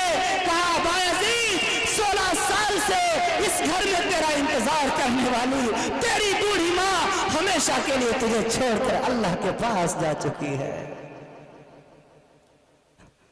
कभी सोचा है उस बच्चे के ऊपर क्या गुजरी होगी जिसने चंद लम्हों के लिए 16 साल के बाद अपनी माँ का दीदार किया था? कुछ नहीं कहा। फनज़रा नज़रतन फिस्समा, यूं आसमान की तरफ नजरों को उठाया। अल्लाह मैं तेरे फैसलों पर राजी हूँ, मैं तेरे फैसलों पर राजी हूँ। हाँ, आए मेरे भाइयों, आए मेरी बहनों, आए मेरी माओ, तुम भी अपने बच्चों को यूं ही तरबियत किया करो। मैं अक्सर कहा करता हूँ है मेरी माओ, तुम फकत अपने बच्चों को अपनी गोदी में बिठा करके दूध न पिलाया करो। हाँ हाँ, इस गोदी में बिठा करके दूध के साथ इमामुल अंबिया की सुन्नतें घोल के पिला दिया करो। जिस तरीके से माँ के दूध का असर बच्चे की जिंदगी की आखिरी सांस तक रहता है, ऐसे ही माँ की गोद में पले बढ़े बच्चे की तरबियत का असर जिंदगी की आखिरी सांस तक रहता है। अपने बच्चों की सही से तरबियत किया करो, करोगे इंशाअल्लाह, मदारिस में भेजोगे इंशाअल्लाह। और दूसरी बात, एक गलती हमारी ये है कि हम मौलाना साहब से तो दुआ करा लेते हैं बच्चों के लिए, हाफिज साहब से, कारी साहब से, मुफ्ती साहब से तो करा लेते हैं, लेकिन खुद अपने बच्चों के लिए दुआ नहीं करते, खुद अपने बच्चों के लिए दुआ नहीं करते। गलती है हमारी। बेशक हजरत जी की दुआ अपना मकाम रखती है, वालिद साहब की दुआ एक मकाम रखती है, लेकिन वालिदैन की दुआ बच्चों के हक में खुद अपना एक मकाम रखती है। आप अपनी औलाद के लिए खुद से दुआएं किया करो, खुद दुआएं किया करो। हाँ हाँ, माँ बाप की दुआएं अल्लाह सातों आसमानों को चीर के रब की अदालत में पहुंच के कबूल हो जाया करती है। मगरिब सुबह मगरिब बंगाल में एक शहर पड़ता है दार्जिलिंग। अभी मेरी वहां हाजिरी हुई 11 मार्च को, 12 को बांग्लादेश में था, 11 मार्च को दार्जिलिंग में था। तो पिछले साल 2019 के सफर पे जब मैं था तो कोलकाता एयरपोर्ट से जो मुझे अहबाब लेने के लिए गए तो उन्होंने मुझे एक अजीब बात बताई। शायद आपने यूट्यूब के जरिए वाकया सुना हो मेरी जुबानी, क्योंकि अक्सर मैं वाकया बताया करता हूँ, क्योंकि जिसका ये वाकया है उसने खुद कहा है कि जहाँ तक हो सके मेरी इस बात को आगे पहुँचा दिया करना। तो बतौर अमानत के मैं यहाँ भी मैं अर्ज किए दे रहा हूँ। दार्जिलिंग वो शहर पड़ता है। तो जो अहबाब थे जो कोलकाता एयरपोर्ट से मुझे रिसीव करने के लिए आए, उन्होंने मुझे बताया, कहने लगे हजरत हमारे यहाँ एक ऐसा शख्स है जिसकी 15 साल पहले की जिंदगी अगर आप देखेंगे मैं आपको बताऊं 15 साल पहले कोई ऐसा गुनाह नहीं था जो वो ना करता हो, लेकिन आज उसको देखेंगे तो आप पहचान नहीं पाएंगे कि एक आम आदमी है या आलिम है या गैर आलिम है। तो मैंने कहा ये ऐसी जिंदगी में काया कैसे पलट गई? तो कहा आप उन्हीं की जुबानी सुनिएगा। तो मैंने कहा मैं उनसे मुलाकात कैसे करूंगा? तो कहने लगे अल्लाह ताला ने ये जरिया बना दिया है, क्योंकि आज आप लोगों की दावत और खाने का इंतजाम उन्हीं के यहाँ है। मैंने कहा अल्हम्दुलिल्लाह, अल्लाह का फजल है। उनका नाम एजाज था। तो अब मेरे अंदर शौक बढ़ता चला गया कि कब उनसे मुलाकात हो। तो जब मुलाकात हुई, पहली नजर मैं उन्हें देख रहा हूं, फिर उनके कहे मुताबिक 15 साल पहले झांकने की कोशिश कर रहा हूं। चेहरे पर बेहतरीन सी दाढ़ी है, सर पे अमामा है, जुब्बा दस्तार में है, बेहतरीन ऐसा लग रहा है कि कोई हजरत जी हैं, कोई आलिम साहब हैं, बहुत बड़े अल्लामा नजर आ रहे हैं। मुझे यकीन नहीं हो रहा कि ये शख्स 15 साल पहले कोई गुनहगार हो सकता है, कोई शराबी कबाबी हो सकता है। तो जब खाना खाने के बाद बैठे तो खुद कहने लगे हजरत जी मेरा नाम एजाज है, मेरा नाम एजाज है। हाँ हाँ, मैं आप यूपी से आए हैं, आप 4-5 हजार किलोमीटर का सफर کر کے آئے ہیں، میں آپ کو اپنی کہانی سنانا چاہتا ہوں۔ میں اکثر اپنی کہانی بتایا کرتا ہوں۔ میں نے کہا جی حضرت بتائے تو صحیح کون سی کہانی ہے آپ کی؟ کہا 15 سال پہلے کی بات ہے، کوئی ایسا گناہ نہیں تھا جو میں نہ کرتا ہوں۔ ماں باپ کی نافرمانی کرنا، ماں باپ کو دکھ دینا، ماں باپ کو ستانا، ہاں شرابوں کا عادی ہو گیا تھا۔ کوئی ایسا برانڈ نہیں تھا جو پورے طور پر میرے گھر میں موجود نہ ہو۔ ہر وقت میں شراب کے نشے میں مست رہتا تھا، ہر وقت شراب پیا کرتا تھا، لوگوں کو گالیاں دینا، ماں باپ کی نافرمانی کرنا، یہ میری زندگی کا مشغلہ بن گیا تھا۔ حضرت جی کوئی ایسا گناہ نہیں تھا جو میں نے نہ کیا ہو۔ میرے ماں باپ گھٹ گھٹ کر کے پورے طور پر دنیا سے چلے گئے۔ میرے ماں باپ نے میری شادی کرا دی تھی، رب نے مجھے ایک بیٹا عطا فرمایا جس کا نام ہم نے محمد رکھا، لیکن اس بیٹے کو رب نے زبان سے محروم کر دیا تھا۔ وہ بیٹا گونگا ہو گیا، بول نہیں سکتا تھا۔ بڑی دوائیں کرائی، بڑا علاج کرایا، بڑے بڑے ڈاکٹروں کو دکھایا، لیکن پورے طور پر میرا بچہ بول نہ سکا۔ 10 سال کا میرا بیٹا ہو گیا، مجھے اللہ پر غصہ آ گیا، میں رب کو گالیاں دیتا پھرتا تھا۔ سب سے زیادہ اگر دنیا میں مجھے کسی سے نفرت تھی تو اللہ کی ذات سے تھی اور اللہ کو ماننے والوں سے تھی۔ سب سے زیادہ حقیر میں عالموں کو سمجھتا تھا۔ ایک دن کی بات ہے، میرے علاقے میں ایک مولانا صاحب تشریف لے آئے۔ کسی نے بتا دیا یہ شخص ہوش میں آنا نہیں چاہتا ہے۔ انہوں نے مجھ سے کہا میں ایک ڈاکٹر کو جانتا ہوں، اس کے پاس اس کا نمبر مجھ سے لے لیجئے، دہلی کا ڈاکٹر ہے، اس کو آپ اپنے بچے کو دکھا دیجئے، شاید آپ کا بچہ ٹھیک ہو جائے۔ میں جتنی گالیاں دے سکتا تھا ان مولانا صاحب کو میں نے اتنی گالیاں دی کہ میرے پاس اس کے علاج کے پیسے نہیں ہیں، ایسی کی تیسی تیرے اور تیرے ڈاکٹر کی خوب گالیاں دی۔ چلا آیا، میری بیوی کو پتا چلا کہ وہ مولانا صاحب کسی ڈاکٹر کو جانتے ہیں جو گونگے لوگوں کا علاج کر دیتا ہے۔ میں جب گھر پہ آیا تو میری بیوی کہنے لگی کہ دیکھو ان مولانا صاحب سے پتا لے لو، اس ڈاکٹر کا، اس کو دکھا دو۔ میں نے کہا میرے پاس اس کی علاج کے پیسے نہیں ہیں، تو میری بیوی نے اپنے گلے کا ہار نکال کے میرے منہ پہ مار دیا، جو آج سے 15 سال پہلے جس کی قیمت کم و بیش 2 لاکھ روپے تھی، 2 لاکھ روپے تھی۔ کہ میرے مائکے کا ہار ہے، اگر تمہارے پاس پیسے نہیں ہیں تو اس کو بھیج کر میرے بچے کا علاج کراؤ۔ میں جتنی گالیاں دے سکتا تھا میں نے بیوی کو دی، اپنے کمرے میں چلایا، شراب خوب جتنی پی سکتی تھی شراب پی، ایک پورے طور پر ایک بوتل منہ کو لگائی، دوسری بغل میں دبائی، سیدھا گھر سے باہر نکلا۔ کہتے ہیں گھر سے باہر جیسے ہی میں نکلا میں نے کیا دیکھا، وہی مولانا صاحب کھڑے پھر نظر آ گئے۔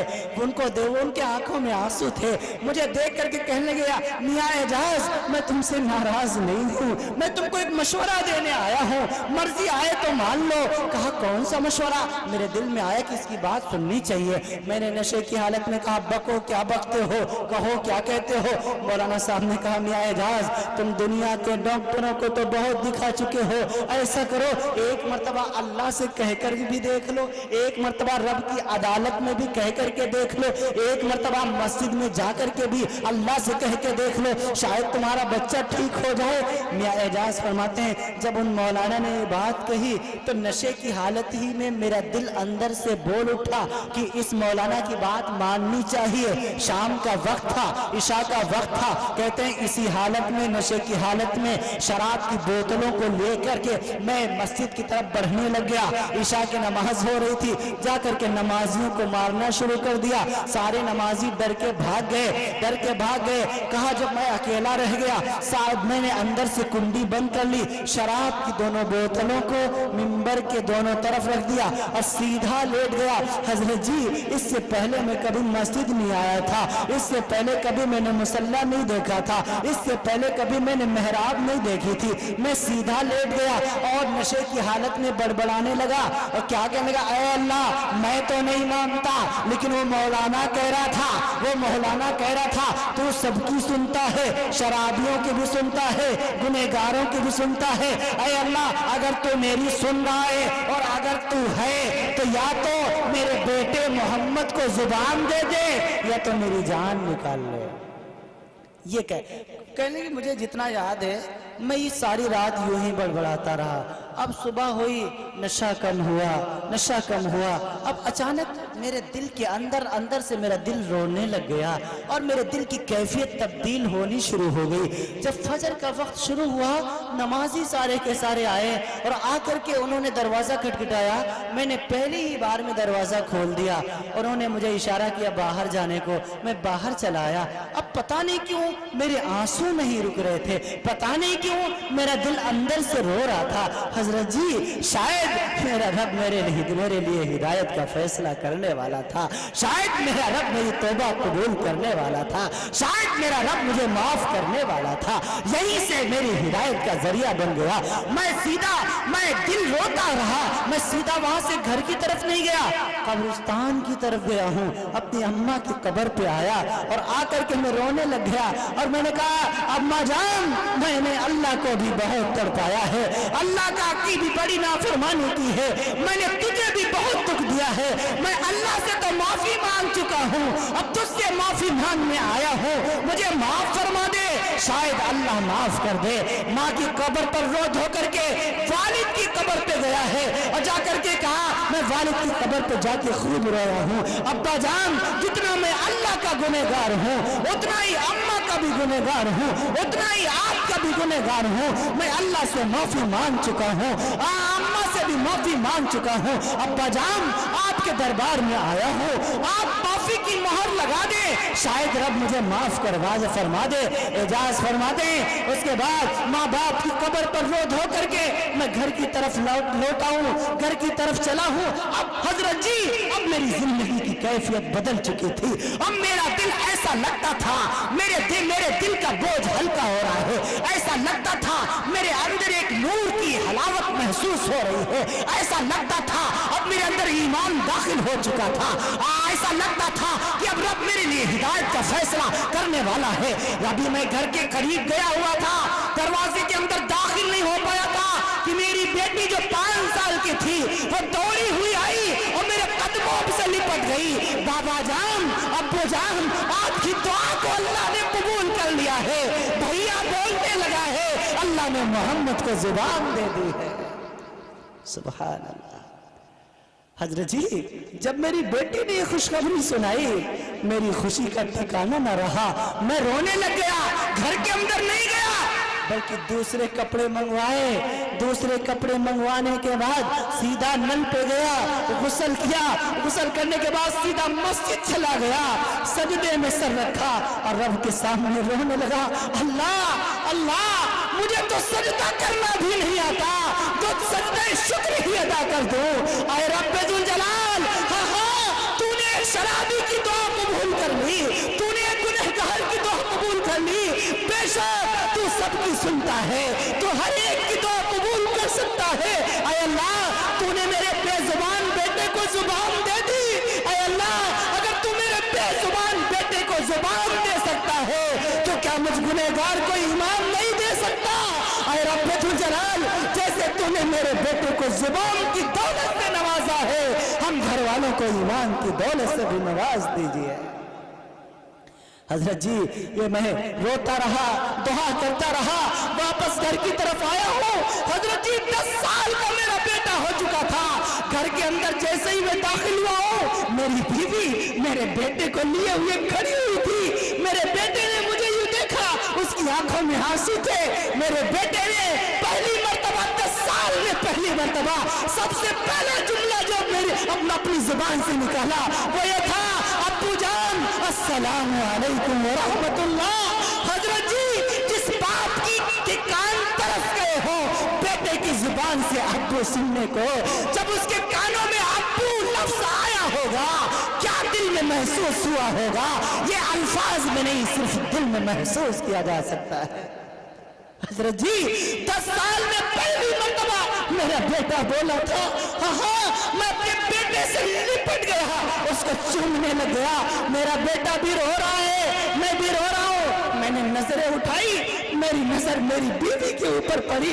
اس کی آنکھیں بھی بہ رہی تھی، وہ بھی رو رہی تھی، اشک بہار تھی، اس کی آنکھیں بھی بہ رہی تھی. میری بیوی مجھے دیکھ کر کے جو اب تک صبر सबर किए हुए थी, अपनी उस मोहब्बत और फर्ते मसरत को, जो उन आंसुओं को रोके हुए थी। जैसे मैंने उसको नजर भर के देखा, मेरी बीवी फुफक फुफक के रोने लगी, अब दौड़ के मुझे गले से लगा दिया।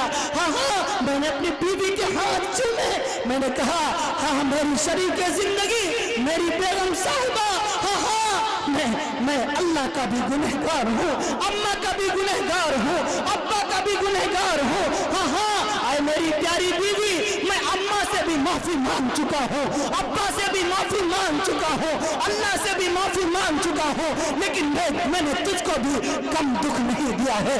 हाँ, हमेशा शराब के नशे में तुझे गालियां दिया करता था, हमेशा तुझे मारा करता था, फिर भी तू मेरे बच्चों को संवारती थी, मेरे घर को सजाती थी, फिर भी मेरे कपड़े धोती थी, फिर भी मेरे घर में मेरे लिए खाना बनाती थी, मेरे लिए नाश्ता तैयार करती थी, कभी मुझसे अलग होने की तूने कोशिश नहीं की। आए मेरी बेगम साहबा, मुझे माफ फरमा दीजिए, बेशक मैं तेरा गुनहगार शौहर हूँ।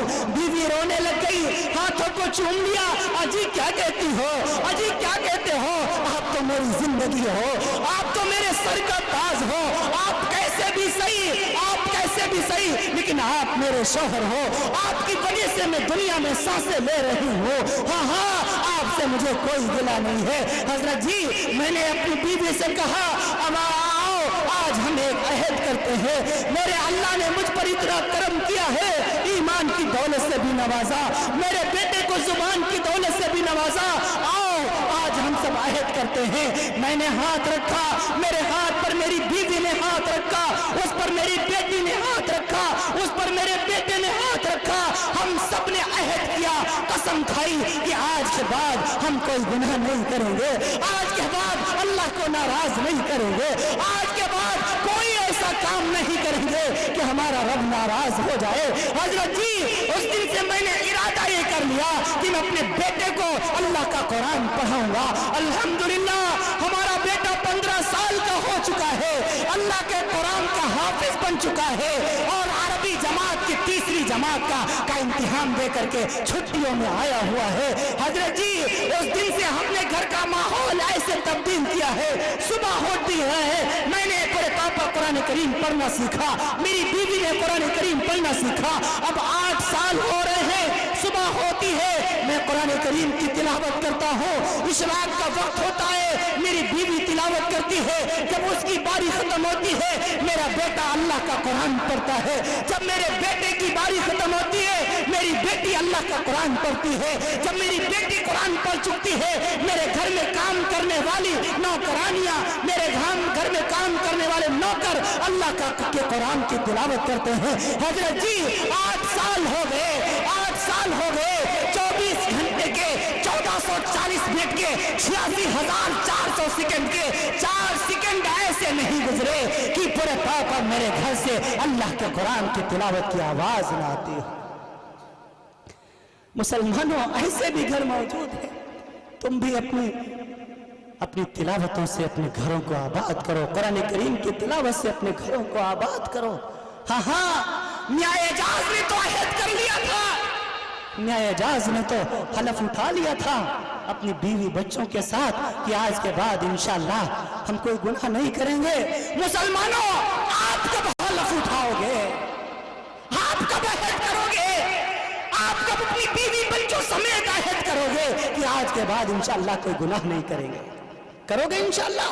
आज के बाद जाने के बाद जाना, अपनी बीवी के हाथ पर हाथ रख करके अहद करना, बेटों के हाथ अपने हाथ पे रखवाना, बेटियों के हाथ अपने हाथ पर रखवाना और अहद करना, इंशाअल्लाह आज के बाद रब को नाराज नहीं करेंगे। करोगे इंशाअल्लाह? हाँ, आज के बाद इंशाअल्लाह कोई ऐसा काम नहीं करेंगे कि जिससे रब नाराज होता हो। हाँ, ये अहद करो, फिर देखो रब्बुल जलाल तुम्हारी जिंदगियों में इंकलाब बर्पा कर देगा, तुम्हारी जिंदगियों में तब्दीली आ जाएगी।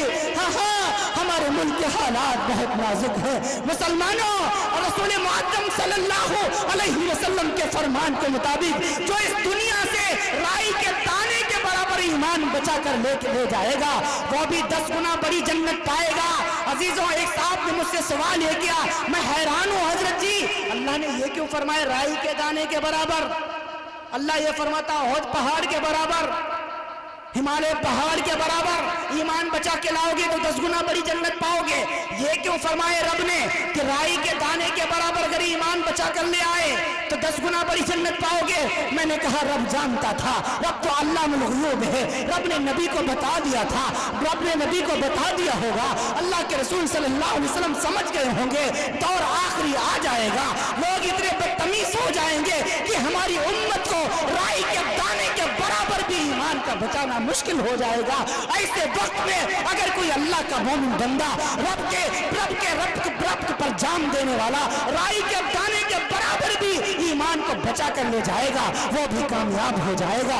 نبی کی سنتوں کو اپناؤ، نبی کی سنتوں کو اپناؤ، بدعتوں کو چھوڑو، مدارس سے اپنے آپ کو قریب کرو، اپنے بچوں کو مدرسوں سے بھر دو. نبی کی سنتوں کو نوجوانوں نبی کی سنتوں سے محبت کرو. امام الانبیاء کا فرمان ہے من احب سنتی فقد احبنی ومن احبنی کان معی فی الجنہ. جس نے میری سنتوں سے محبت کی اس نے مجھ سے محبت کی، اور جس نے مجھ سے محبت کی وہ جنت میں میرے ساتھ ہوگا. شعبان المعظم کا مہینہ چل رہا ہے، ابھی رمضان المبارک کا مہینہ آنے والا ہے. مسلمان پریشان ہے، ارے روزہ کیسے رکھوں، روزہ کیسے رکھوں گا؟ گرمی کے موسم میں روزے پر رہے. آؤ میں تمہیں بتاؤں صحابہ کرام نے جو سب سے پہلی جنگ لڑی ہے وہ سخت گرمی کے موسم میں 17 رمضان المبارک کو لڑی ہے.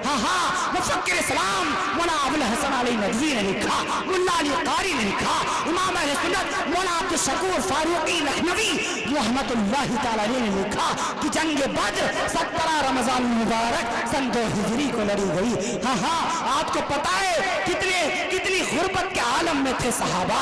ابھی مکہ المکرمہ سے لٹ پٹ کر آئے ہوئے 1.5 سال کا وقفہ نہیں گزرا ہے کہ رب ذوالجلال نے قرآن کریم کے 70ویں سپارے میں آیت کریمہ نازل فرما دی. اذن پورے طور پر اذن الذین یقاتلون فی سبیل اللہ، کہ اب تمہیں اجازت ہے ان لوگوں نے جنہوں نے تمہیں برباد کیا تھا ان سے بدلہ لو. ادھر سے 1000 کا لشکر ہے، ادھر سے 313 ہے. مسلمانوں کبھی تم غور کر لیا کرو تمہاری تاریخ کیا بتاتی ہے، صحابہ کرام کی تاریخ کو دیکھ لیا کرو.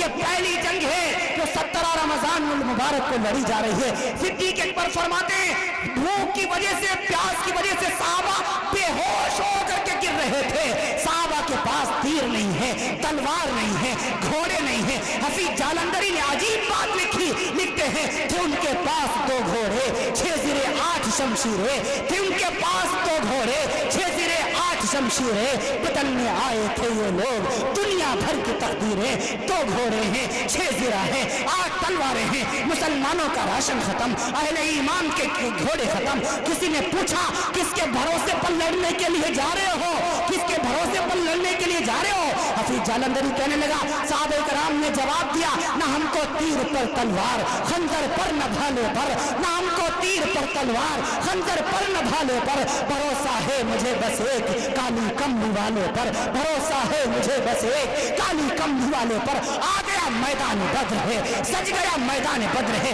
بس یہی تھوڑا سا نقشہ بتا کر میں اپنی بات کو ختم کرتا ہوں. میدان بدر سج گیا، ادھر سے 1000 کا لشکر جرار ہے، ادھر سے 313 صحابہ کرام ہے، صرف 8 تلواریں ہیں.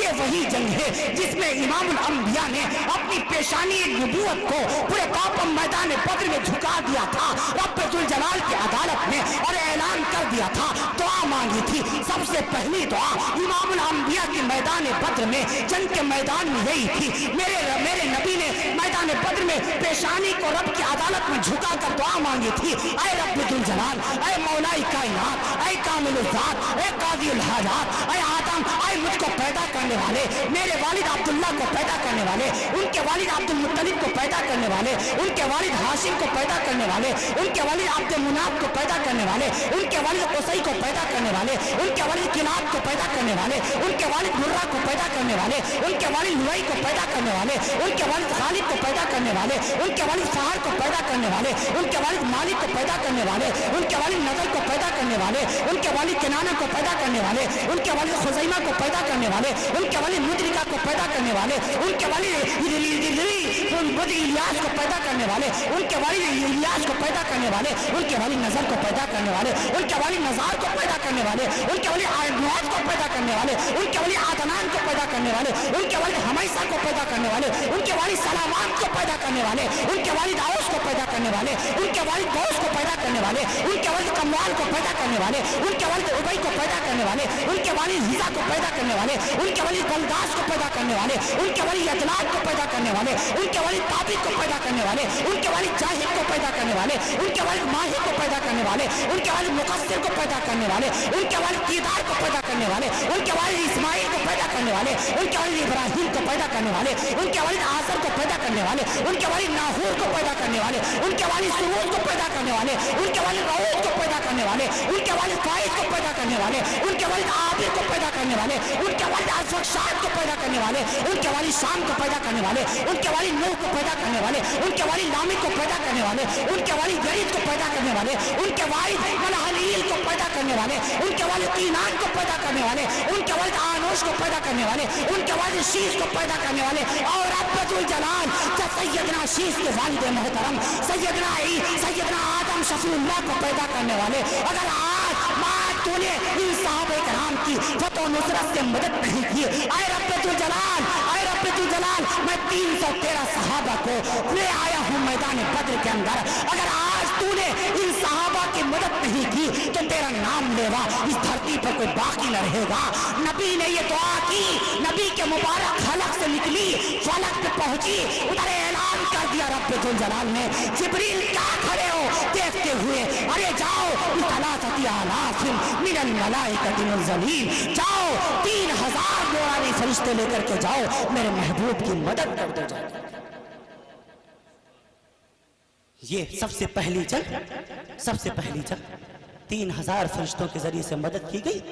सिद्दीक़ अकबर हज़रत अली रज़ी अल्लाह ताला अन्हु फरमाते हैं, तारीख़ तबरी पढ़िए, अल बिदाया वन निहाया पढ़िए, तारीख़ जुज़ाम पढ़िए, तारीख़ इब्न हिशाम। तलवार नहीं थी, खजूर की टहनियां पकड़ा दी इमामुल अंबिया ने, सहाबा यूं टहनियां करते गर्दन उड़ जाया करती थी। सुभान अल्लाह, ये तुम्हारी तारीख है। ये अभी जो मैंने जो नाम गिनाए हैं इमामुल अंबिया सल्लल्लाहु अलैहि वसल्लम की पीढ़ी है, ये वाहिद तुम्हारे नबी की जात है जो रसूल पाक के वालिद से लेकर के आदम तक अदनान तक मुत्तफिक, सारे के सारे मुत्तफिक हैं। इमाम बुखारी का नसबनामा आप उठाएंगे, अदनान के बाद इनका नसबनामा खत्म है। बहरुर्राइक चलेगा, कंजुद्दकाइक चलेगा, जुरजान चलेगा, इब्न हिशाम चलेगा, लेकिन इसके आगे खत्म। मैं अर्ज कर दूं आपसे, अब मैं आपसे रुखसत होने वाला हूं। आप रमजान आ रहा है, रोजे जरूर रखेंगे इंशाल्लाह, तरावियां जरूर पढ़ेंगे इंशाल्लाह, माँ बाप की नाफरमानी नहीं करेंगे इंशाल्लाह, अगर जिंदा हैं उनकी खिदमत करेंगे, अगर इंतकाल कर चुके हैं उनके लिए दुआ मग़फ़िरत करेंगे। वालिदैन के 14 हुकूक हैं, 7 जिंदगी में, 7 मरने के बाद। वही सुन्ना हस्बना अबुल हक साहब रहमतुल्लाहि ताला अलैहि, जिनका इंतकाल सन 2005 में हुआ। हज़रत फरमाते 14 हुकूक, 7 हुकूक में से एक हुकूक मरने के बाद ये भी है कि बेटा अपने वालिदैन के कब्र की जियारत किया करे, उनके मिलने वालों से अच्छे ताल्लुकात रखा करे और उनके लिए दुआ मग़फ़िरत अल्लाह रब्बुल आलमीन से किया करे। मुही सुन्ना रहमतुल्लाहि ताला अलैहि ने हदीस की तशरीह करते हुए इरशाद फरमाया, मैं अर्ज कर दूं, हाँ नौजवानों अपनी माओ की कदर करो। मेरी माँ अभी हयात है, वालिद का इंतकाल हो चुका है, दुआ के फरमाया अल्लाह बख्शो मग़फ़िरत फरमा दे। सन 2013 बरोज बुध 10 अप्रैल सन 2013 बरोज बुध मेरा वालिद दुनिया से चला गया। अल्लाह की शान, उसी दिन मेरा वालिद गया जिस दिन मेरी शादी होनी थी, उसी दिन मेरा निकाह भी हुआ था। पहले 9 बजे मेरे वालिद की बारात गई है, उसके बाद मेरी बारात निकली है। अजीजों, ये दिन भी मैंने देखे हैं। अल्लाह ने यूं भी मुझे आजमाया है, मैं बड़ी आजमाइशों से गुजर के आप तक मैं पहुंचा हूं। लोग कहते मौलवी सलमान बहुत अच्छा बोलता है, बड़ी अच्छी बातें करता, आपको पता है मैंने कितने पापड़ बेले हैं। हमेशा बाहर ही रहो, जब तक पढ़ाई की बाहर रहा, अब भी बाहर ही तो हूँ। हाँ, एक दिन 2 دن کے لیے پورے طور پر گھر پہ جاتا ہوں مہمانی کے طور سے. والدہ کہتی بیٹے ایک دن رک جاؤ. میں کہتا ہوں نہیں امی جان فروخ آباد کے میرے بھائی میرا انتظار کر رہے ہیں. میری ماں نے ایک جملہ کہا تھا بیٹے ایک ماں تجھ سے جدا ہو رہی ہے, اللہ رب العالمین تجھے ہزاروں ماؤں کا پیار نصیب فرمائے گا. تیرے 3 بھائی چھوٹ رہے ہیں, رب الجلال تجھے ہزاروں بھائی عطا فرما دے گا. تیرا ایک والد دنیا سے گیا ہے, ہزاروں والدوں کی دعائیں تجھے مل جائیں گی. بیٹا ہمیشہ دین کی خدمت کے لیے اپنی زندگی کو وقف کر دینا, رب الجلال ساری دنیا کو تیرا گھر بنا دے گا. اور یہ میری والدہ کی دعائیں ہیں, اساتذہ کی دعائیں ہیں. دیکھو میری 5 بہنیں چھوٹی ہیں, کتنی میری بہنیں سامنے نظر آ رہی ہیں. میری ایک ماں چھوٹی ہے, کتنی مائیں مجھے نظر آ رہی ہیں جنہیں ماؤں کی دعائیں ملتی ہیں. میرے 2 بھائی چھوٹے ہیں, کتنے میرے بھائی رات کے اندھیرے میں مجھے سننے کے لیے موجود ہیں جن سے مجھے بھائیوں کی شفقت مل جایا کرتی ہے. یہ اس دین کی برکت ہے. آپ بھی اپنے بیٹوں کو دین کے قریب کرو, اپنے بھائیوں کو دین کے قریب کرو. فرمایا جب سب کچھ اپنے آپ کو بنتا دین پر قربان کر دیتا ہے پھر رب الجلال ساری دنیا میں اس کو مقبولیت عطا فرما دیتا ہے. پھر رب الجلال اعلان فرما دیا کرتا ہے اے لوگوں آسمان والوں میں فلاں بندے سے محبت کرتا ہوں, تم بھی اس سے محبت کرو اور جاؤ وہ زمین کے تمام انسانوں کے دلوں میں اس کی محبت پیدا کر دو. عزیز و ایمانداری سے بتانا کون جانتا تھا مجھے فروخ آباد میں کون سی چیز کھینچ لائی مجھے فروخ آباد میں. میں تو آپ کے نام سے بھی واقف نہیں, میں تو آپ کے علاقے سے بھی واقف نہیں. بے لوث محبت کرنے والے لوگ کون ہیں؟ یقیناً آپ کے دلوں میں میرے لیے محبت پیدا کرنے والا کون ہے؟ وہی رب الجلال کی ذات اقدس ہے. آپ بھی اپنے بیٹوں کے مستقبل کو برباد نہ کرو, انہیں دین کے قریب کرو. اور میں اپنے تمام طلبہ عزیز سے کہوں گا آپ اپنی ایک ماں کی قربانی دے دو, آپ اپنے 2 بھائیوں کی قربانی دے دو, آپ اپنے ایک والد کو چھوڑ دو. رب الجلال تمہیں ہزاروں ماؤں کی دعائیں نصیب کرے گا, ہزاروں والدوں کی شفقتیں مل جائیں گی, ہزاروں بھائیوں اور بہنوں کا پیار مل جائے گا. تم ذرا سا اپنے آپ کو دین کے قریب کرو, پھر دیکھنا دنیا تمہارے قدموں میں سامنے تمہارے قدموں میں جھک جائے گی. میں عرض کر دوں آپ سے میرے بھائیوں کتنے یہاں موجود ہو کافی ہو, سب ارادہ کر کے اٹھو. انشاءاللہ آج کے بعد ہم اپنی ماؤں کی نافرمانی نہیں کریں گے. اگر والدہ زندہ ہیں ان کی خدمت کریں گے. میرے نبی نے فرمایا تھا جابر دیکھ تیری ماں تجھ سے ناراض نہ رہے, فإن الجنة عند رجلها. ماں کے مقام کو میرے نبی نے یوں بتایا اے کاش میری ماں زندہ ہوتی, میں نماز فجر کے لیے مصلی پر کھڑا ہو چکا ہوتا, اللہ اکبر کہہ کے نیت باندھ دی ہوتی, سورۃ الفاتحہ شروع کر دی ہوتی کہ میری ماں آواز دیتی بیٹا محمد, میں اپنی ماں کی خاطر نماز توڑ دیتا اور حاضر ہو کر کے کہتا اماں میں حاضر ہوں. میرے نبی صلی اللہ علیہ وسلم کا آخری وقت ہے, میرے نبی کا آخری وقت ہے, حجۃ الوداع کا موقع ہے. میرے نبی کی عمر 63 سال گزر گئی ہے, ایک ہی حج فرمایا امام الانبیاء نے. تاریخ اسلام میں سب سے آخر میں حج فرض ہوا, سن 9 ہجری میں حج فرض ہوا. جب میرے نبی حج کے لیے تشریف لے گئے, جب ابوا نامی بستی آئی تو تمام صحابہ کرام کو روک دیا, تنہا اکیلا وقت کا نبی.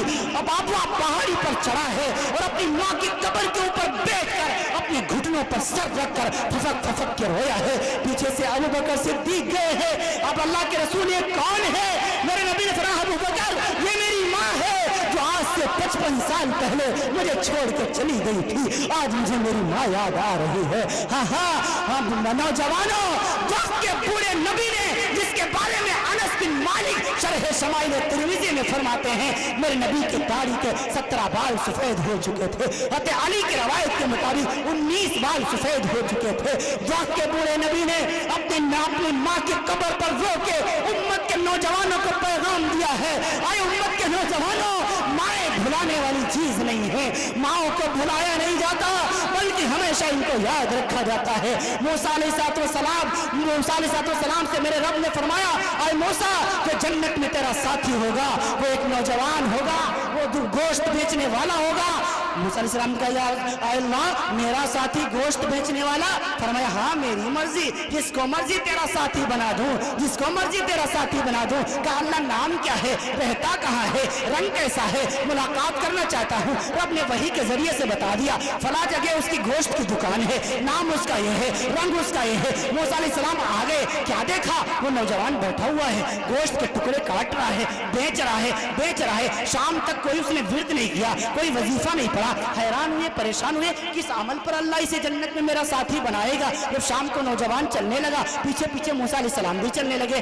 کہنے لگے بھائی میں مسافر آدمی ہوں، اگر تم چاہو، وہ تھوڑی جانتا ہے کہ یہ موسیٰ ہے، تھوڑی جانتا ہے یہ موسیٰ ہے۔ کہا میں تو مسافر ہوں، اگر اعتراض نہ ہو آج کی رات میں تیرے گھر پہ رکوں۔ کہا مجھے کوئی اعتراض نہیں ہے۔ وہ نوجوان گھر کے اندر آ گیا تو کیا دیکھا؟ گھر کے اندر اس کی بیوی بھی ہے، بچے بھی ہیں، بہنیں بھی موجود ہیں، لیکن ایک کوٹھری ہے جس میں سے ایک بوڑھی سی جان لیٹی ہوئی ہے۔ یہ نوجوان سب گھر والوں کو سلام کر کے اس کوٹھری میں چلا آیا، سلام کیا، السلام علیکم ورحمۃ اللہ، پیشانی کو بوسہ دیا، شاید اس کی ماں تھی۔ موسیٰ علیہ السلام نے محسوس کیا شاید اس کی ماں تھی، پیشانی کو چوما، پیشانی کو بوسہ دیا۔ اس کے بعد سیدھا کچن میں چلا گیا، کچھ گوشت بچا کے لایا ہوا تھا۔ بیوی نے کہا میں بناتی ہوں نا، میں پکاتی ہوں نا۔ تو نوجوان کہنے لگ گیا نہیں، میری ماں نے مجھے بچپن میں کتنے دن تک مجھے پکا کے کھلایا ہے، کیا میں اپنی ماں کو ایک دن بنا کے نہیں کھلا سکتا؟ آج میں اپنی ماں کو اپنے ہاتھوں سے بنا کے کھلاؤں گا۔ اس نے اپنے ہاتھوں سے اس گوشت کے چھوٹے چھوٹے ٹکڑے کاٹے، پھر اسے پتیلیوں میں ڈالا، پھر بھوننے کے لیے رکھا، سالن تیار کیا، آٹا اپنے ہاتھوں سے آٹا گوندھا، روٹیاں بنائی، روٹیاں بنا کے کستری میں جب کھانا تیار ہو گیا تھال میں سجایا، سیدھا اس کوٹھری میں آ گیا اور آ کر کے اپنی اس گود کو کرسی بنا لیا۔ اپنی بوڑھی ماں کو جو اٹھ نہیں سکتی تھی ٹیک لگا کے بٹھایا اور یوں آگے کو ہاتھ لے جا کر کے باریک باریک ٹکڑے کاٹتا چلا گیا، منہ میں ماں کے رکھتا چلا گیا۔ موسیٰ علیہ السلام دیکھ رہے ہیں ماں اور بیٹے کی اس محبت کو۔ وہ بڑھیا تھوڑی دیر کے بعد کہنے لگی، وہ ماں کہنے لگی بیٹا اب بس تھا۔ یہ بیٹا کہہ رہا اماں تھوڑا اور کھا لیجیے، تھوڑا سا اور کھا لیجیے، تھوڑا سا اور کھا لیجیے۔ وہ اصرار کرتا چلا جا رہا ہے۔ وہ ماں کہنے لگی بیٹا اب بس کر۔ ماں کو لٹا دیا، منہ کو صاف کیا، پھر پیر دبانے لگ گیا۔ وہ ماں کہنے لگی بیٹا سارا دن تو تھکا ہارا آیا ہوا ہے، سارا دن تو دکان پہ کام کرتا رہا ہے، جا بیوی تیرا انتظار کر رہی ہے، جا بچے تیرا انتظار کر رہے ہیں، جا بچیاں تیرے انتظار کر رہی ہیں، جا اپنی بیوی بچوں کے پاس چلا جا۔ ہاں نوجوان کہنے لگا اماں جان میں نے وقت کے نبی سے سنا ہے وہ ماں کے قدموں کے نیچے جنت ہوتی ہے، اماں مجھے اس جنت میں بیٹھنے سے منع مت کیجیے گا۔ وہ بوڑھی ماں تھوڑی دیر کے بعد اپنے ہاتھوں کو یوں آسمان کی طرف لرزتے ہوئی اٹھاتی ہے، نہ جانے کیا کہتی ہے۔ موسیٰ علیہ السلام کھڑے دیکھ رہے ہیں، کہا نوجوان یہ کون ہے اور یہ کیا کہہ رہی ہے؟ وہ نوجوان کہنے لگا اب وہ تھوڑی جانتا ہے کہ موسیٰ ہے، کہنے لگا مسافر جی یہ تو میری ماں ہے، ماں تو ماں ہی ہوتی ہے۔ جب بھی میں اس کو کھانا کھلاتا ہوں، جب بھی میں اس کے ہاتھ اور پیر دباتا ہوں، جب بھی میں اس کی سیوا کرتا ہوں، یہ اپنے آسمان کی طرف ہاتھوں کو اٹھا کر کے دعا کرتی ہے، کہتے اے اللہ میرے اس بچے کو جنت میں موسیٰ کا ساتھی بنا دینا، میرے اس بیٹے کو جنت میں موسیٰ کا ساتھی بنا دینا۔ کہاں میں کہاں موسیٰ، میں اس کا ساتھی کیسے بن سکتا ہوں؟ موسیٰ علیہ السلام نے دل ہی دل میں کہا نوجوان تجھے مبارک ہو، تیری ماں کی دعاؤں کو رب نے عرش اعظم پر قبول فرما لیا ہے اور تجھے جنت میں موسیٰ کا ساتھی بنا دیا ہے۔ نوجوانوں تم بھی اپنی ماں کی خدمت کرو، ماں باپ کی دعائیں رد نہیں ہوتی، جتنی زندگی گزری سو گزری، آج سے عہد کر کے اٹھو انشاءاللہ آج کے بعد جو زندگی ہوگی وہ ایک مسلمان کی زندگی ہوگی۔ کہو انشاءاللہ ہم شکلوں سے بھی مسلمان نظر آئیں گے، ہم صورت سے بھی مسلمان نظر آئیں گے، کردار سے بھی مسلمان نظر آئیں گے، اشعار سے بھی مسلمان نظر آئیں گے، محبت کے اعتبار سے بھی مسلمان نظر آئیں گے۔ آج کے بعد انشاءاللہ ہم ایک مسلمان بن کر کے زندگی گزاریں گے۔ وقت بھی کافی ہو چکا، اتنی دیر تک خطاب کرنے کا بالکل بھی ارادہ نہیں تھا۔ آپ حضرات کی دعاؤں کے طفیل رب الجلال نے اتنی دیر پرتو پر بولنے کی توفیق نصیب فرما دی۔ اللہ تعالی ہمیں بھی اور آپ سب کو بھی، کہنے والا بھی ہدایت کا محتاج، سننے والا بھی ہدایت کا محتاج، ہم سب کو کہنے سننے سے زیادہ عمل کی توفیق نصیب فرمائے۔ لیتک تحلو الایام مریرۃ ولیتک ترضى والانعام غضاب ولیت الذی بینی وبینک عامر وبین العالمین خراب۔ واخر دعوانا ان الحمد للہ رب العالمین۔